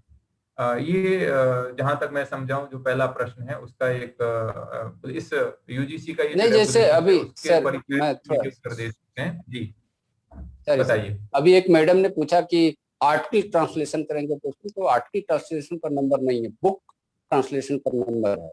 जैसे आप एक मैडम पूछ रही थी कि क्या मैं किसी का आर्टिकल ट्रांसलेट करके करूँ तो उस पर नंबर है कि नहीं है, तो जहां तक आर्टिकल ट्रांसलेशन पर नंबर नहीं है यूजीसी की गाइडलाइन में, बुक ट्रांसलेशन का सर आप देखेंगे ना राठौड़ सर, आप कैटेगरी 2 का जो देखेंगे, कैटेगरी 2 में A books authored which are published by, ऐसा करके फिर उन्होंने 5 कैटेगरी बनाई है। और बी जो देखेंगे, translation work in Indian and foreign languages bye qualified teachers, उसमें 2 दिए हैं कि चैप्टर और रिसर्च पेपर। अगर कोई चैप्टर या रिसर्च पेपर ट्रांसलेशन करते हैं तो 3 अंक मिलते हैं, और पूरी बुक अगर ट्रांसलेशन करते हैं तो 8 अंक मिलते हैं। तो चैप्टर भी है, चैप्टर और रिसर्च पेपर ये और बुक, ये तीनों कैटेगरी हैं ट्रांसलेशन में जी। ओके सर, फिर से मैं देख लूंगा वैसे।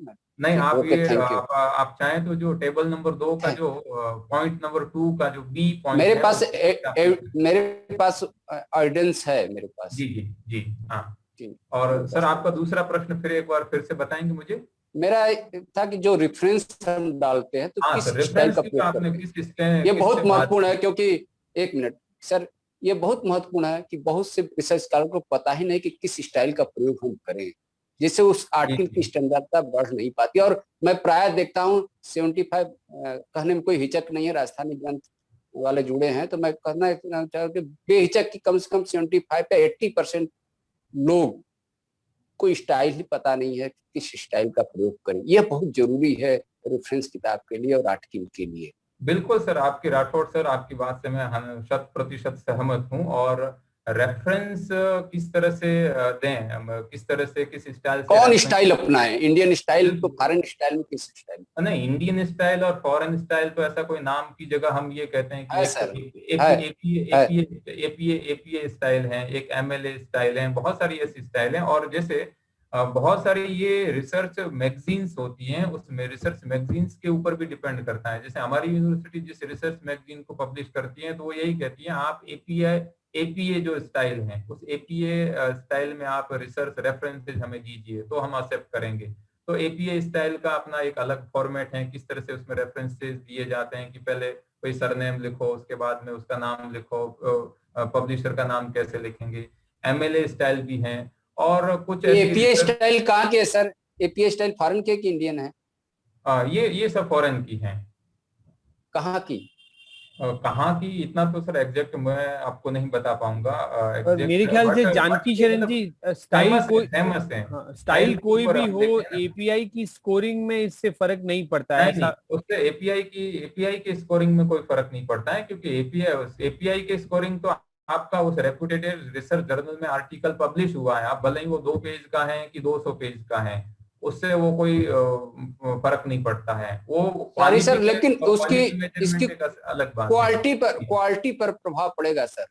सर मैं यहाँ क्वालिटी अभी एक्चुअली एपीआई पर अपन ले रहे हैं, एपीआई पर बात कर रहे हैं, तो सर एपीआई पर उसका कोई फर्क नहीं पड़ेगा। अगर आप मान लीजिए कि किसी का 2 पेज का ही रिसर्च आर्टिकल है और रेप्यूटेड रिसर्च जर्नल में पब्लिश हुआ है तो कोई यूनिवर्सिटी आपको ये मना नहीं कर सकती है कि ओके सर, थैंक यू, क्षमा करिएगा सर, मैं ये क्वेश्चन आपसे पूछा, क्षमा करिएगा। थैंक यू राठौर साहब, बहुत अच्छा सवाल। क्वालिटी का प्रश्न बिल्कुल अलग है, क्वालिटी तो होनी चाहिए, स्टैंडर्ड होनी चाहिए, क्वालिटी तो होनी चाहिए।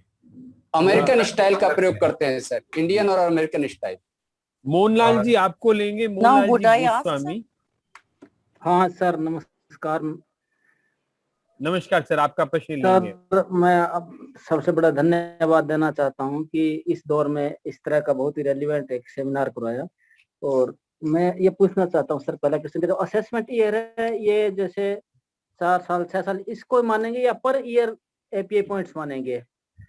एक पॉइंट तो ये हुआ सर, असेसमेंट ईयर में 4 साल या 6 साल इस तरह से मान लीजिए। उसमें 50 पॉइंट्स बताए जैसे आपने लेवल 1 से लेवल 10 से लेवल 11 में आने के लिए।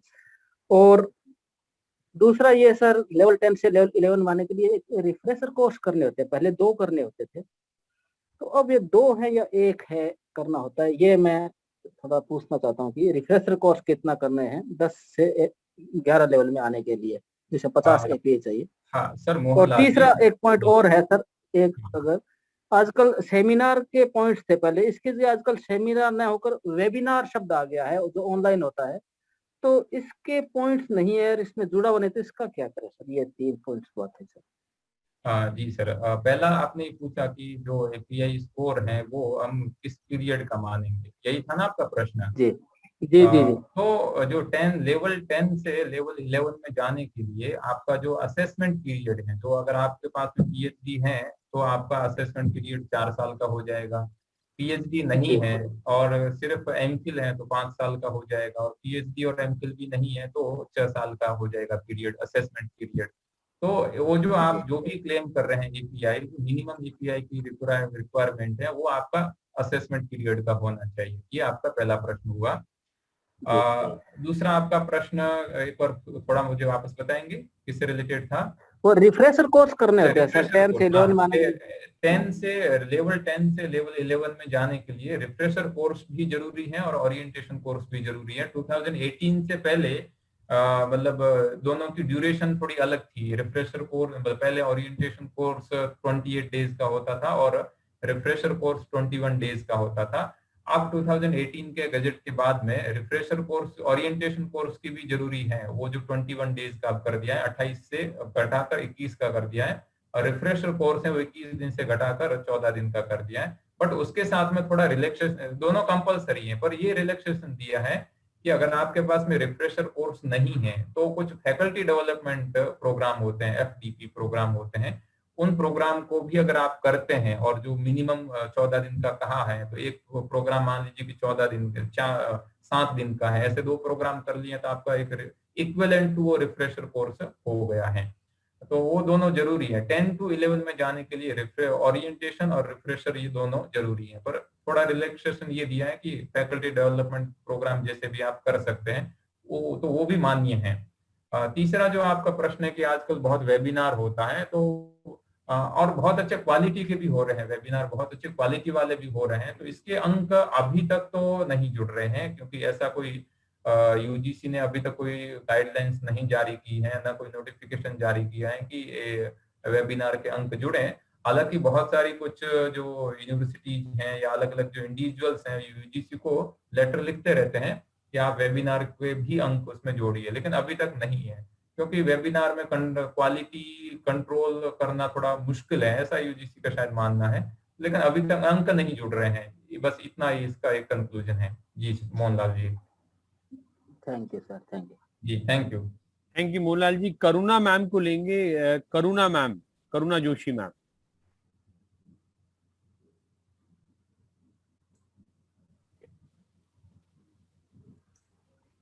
जी सर नमस्कार। एक सेकंड, आवाज बहुत ज्यादा। हाँ नमस्कार मैडम। नमस्कार सर जी। जी नमस्कार। मैं डॉक्टर करुणा जोशी। यकीनन आज के राजस्थान में तो कम से कम ये समय की मांग है, बाकी कई स्टेट्स में तो एपीआई के आधार पर प्रोफेसर्स और एसोसिएट प्रोफेसर्स बना दिए गए थे, लेकिन राजस्थान अभी इस मामले में काफी पिछड़ा हुआ है और अभी ये बहुत बर्निंग इश्यू चल रहा है यहाँ पर।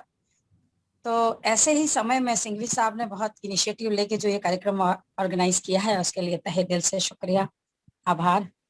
मैं भी राजस्थानी ग्रंथागार की एक लेखिका रही हूँ और 2 सवाल सर मेरे हैं।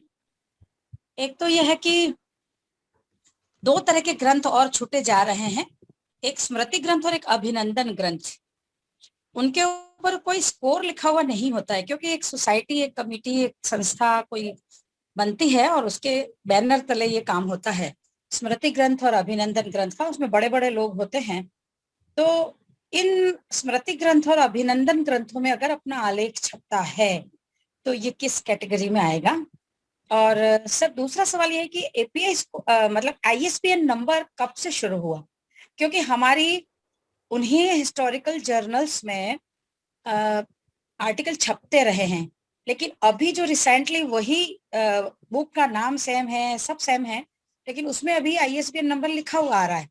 लेकिन बहुत जो पहले, हम बहुत पहले से लिखते चले आ रहे हैं, 96, 98 से भी आर्टिकल जो छपे हैं, उस समय आईएसबीएन नंबर शोध पत्रिकाओं में मेरे ख्याल से शायद नहीं आता था, और वही जर्नल्स जो है अब आईएसबीएन नंबर वाली आती हैं। तो ये कब से शुरू हुआ? और अगर एक ही मैगजीन में, एक ही जर्नल में अगर हमारा आर्टिकल बहुत पहले भी छपा और अभी छपा, तो अभी में तो आईएसबीएन हम कोट कर रहे हैं, तो पहले वाले में क्या कोट कर पाएंगे? ये 2 सवाल है मेरे।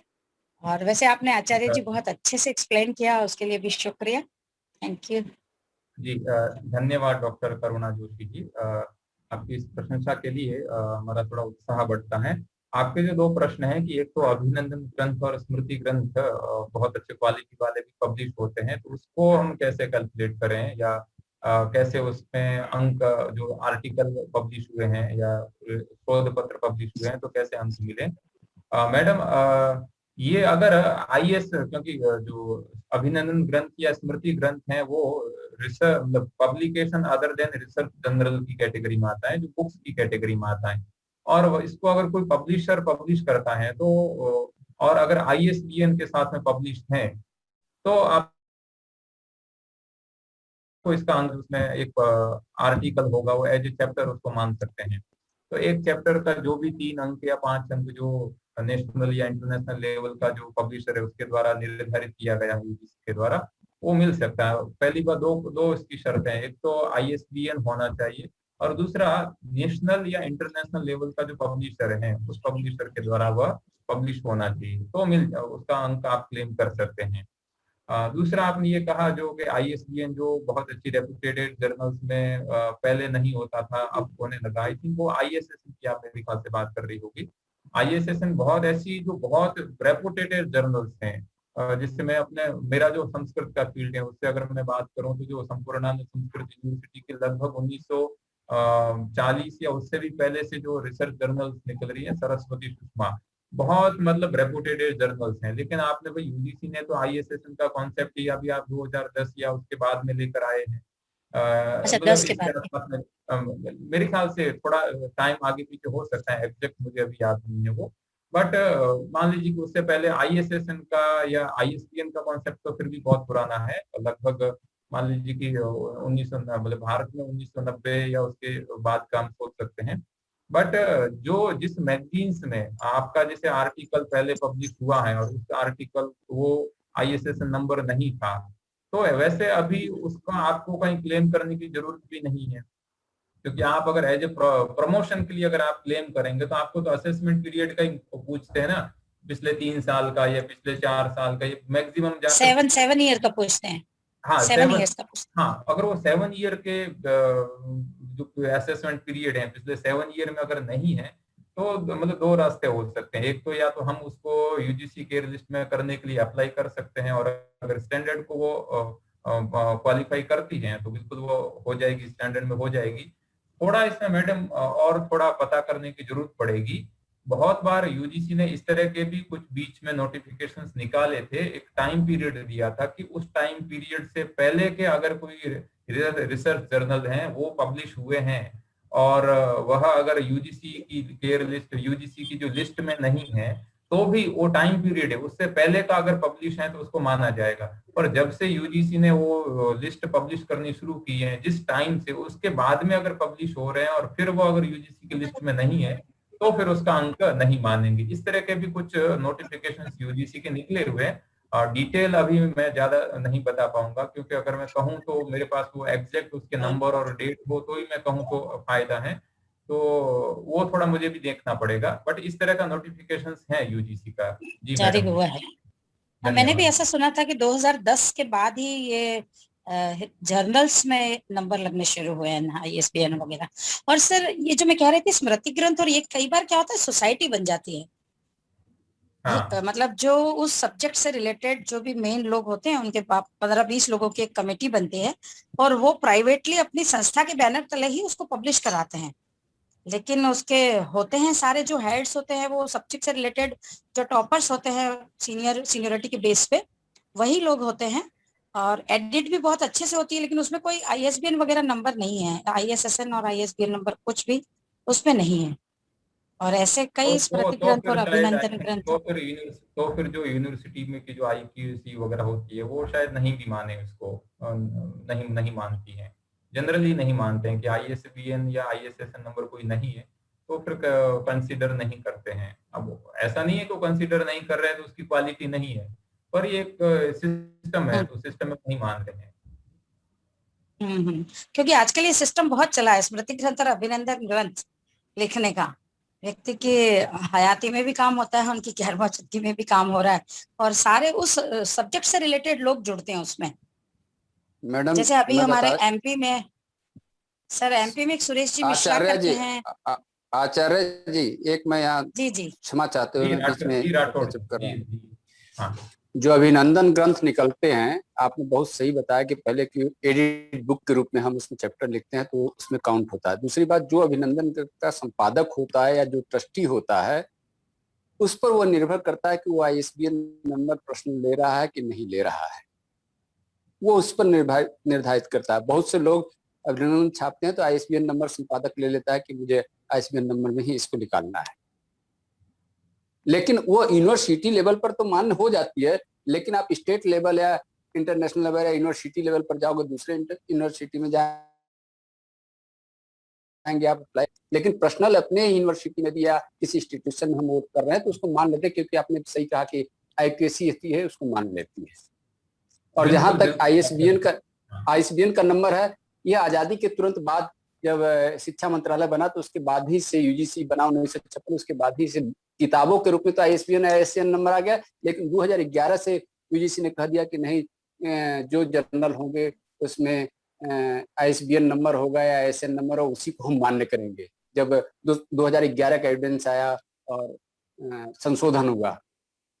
अच्छा, या कह लीजिए 2009 का जो एविडेंस आया उसके हम मान लेते हैं कि उसके बाद से कह दिया कि अनिवार्य कर दिया कि बिना ISSN नंबर और ISBN नंबर के हम मान्य नहीं करेंगे। बिल्कुल राठौड़ सर, क्योंकि 2010 में जो यूजीसी ने सबसे बड़ा जो एक तरह से चेंजेस किए, बहुत बड़ा व्यापक जो PhD और नेट को लेकर जो संशोधन हुआ, बने वो डेजिग्नेशन का नाम हो या इन सब में जो किया है, तब से ये थोड़ा मतलब कंपल्सरी हो गया। बाकी जैसे राठौड़ सर ने कहा है कि अगर वो जो भी अभिनंदन ग्रंथ को पब्लिश करने वाला अगर कोई पब्लिशर किसी से भी अगर ISBN नंबर ले लेता है तो यूनिवर्सिटी मान लेती है। लेकिन ये भी बात फिर कहेंगे कि बहुत बार ऐसा भी देखा गया, यूनिवर्सिटी टू यूनिवर्सिटी ये वेरी करता है, कोई नहीं भी मानते हैं, कोई मानते भी।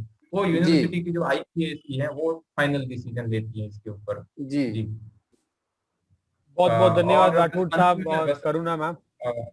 मनीष जी, मैं थोड़ा 12 बजे इसको पूरा करना चाहूंगा। अच्छा, बस लास्ट क्वेश्चन है डॉक्टर सत्य मुदिता स्नेही जी का। डॉक्टर सत्य मुदिता मैम, आप हैं लाइन पर? जी सर, मैं हूं सर। छोटा सा और जल्दी से क्वेश्चन लेना चाहेंगे। नमस्ते सर जी, बहुत ही अच्छा सेमिनार सर आपने किया। आपका पहला जो किया था वो भी मैंने अटेंड किया था। बहुत बहुत मनीष सर और आचार्य जी नमस्ते। सर मैं भी संस्कृत क्षेत्र से ही हूँ और बावड़ी जो है जोधपुर में ही है, वहाँ पर मैं नियुक्त हूँ। अभी 2.5 साल ही सर्विस का हुआ है। सर मैं ये पूछना चाहती हूँ कि जो जैसे मेरा PhD पहले से ही है तो 4 साल के बाद में मेरा लगेगा, मतलब फर्स्ट से सेकंड में पहुंचेंगे स्टेज में, तो उसके लिए रिसर्च पेपर कितने चाहिए? एक तो ओरिएंटेशन कोर्स होता है, एक रिफ्रेशर कोर्स होता है, उसके अलावा रिसर्च पेपर कितने छपाने चाहिए हमें?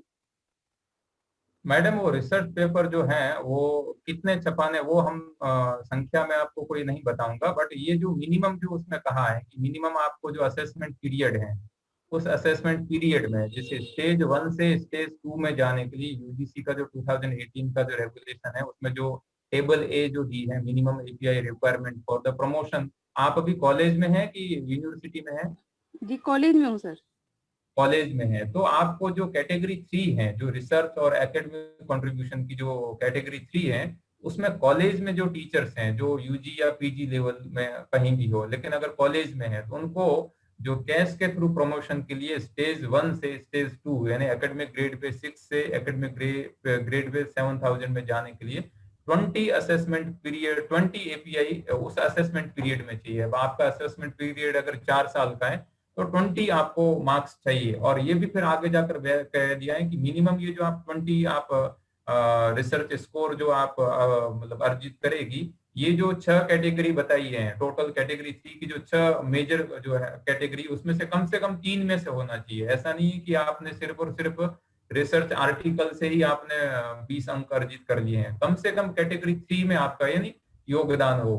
तो ये थोड़ा यहाँ एक कंडीशंस हैं। तो आपका मिनिमम 20 API स्कोर आपका असेसमेंट पीरियड का होना चाहिए और कैटेगरी 3 में, और वह भी कम से कम जो 6 हेड है उसमें से 3 में से कम होना चाहिए मिलाकर।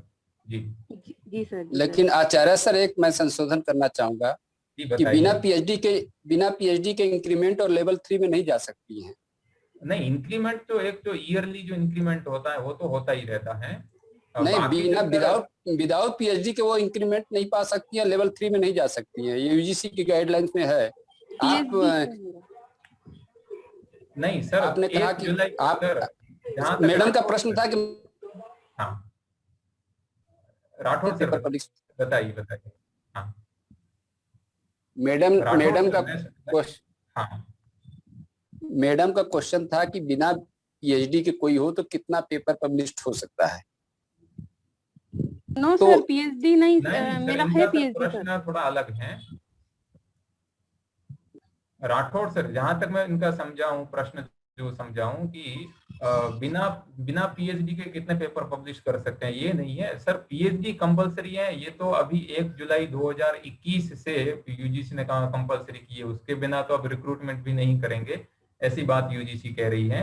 बट जो कैश के थ्रू जो प्रमोशन होता है वो अभी तक अगर PhD है, मतलब ये जो असेसमेंट पीरियड 4 साल का है, इसमें अगर PhD डिग्री अगर वो प्राप्त कर लेती हैं तो 4 साल पूरा होता ही वो promotion stage 1 yes sir, yes वो स्टेज 1 से जाने के लिए एलिजिबल है।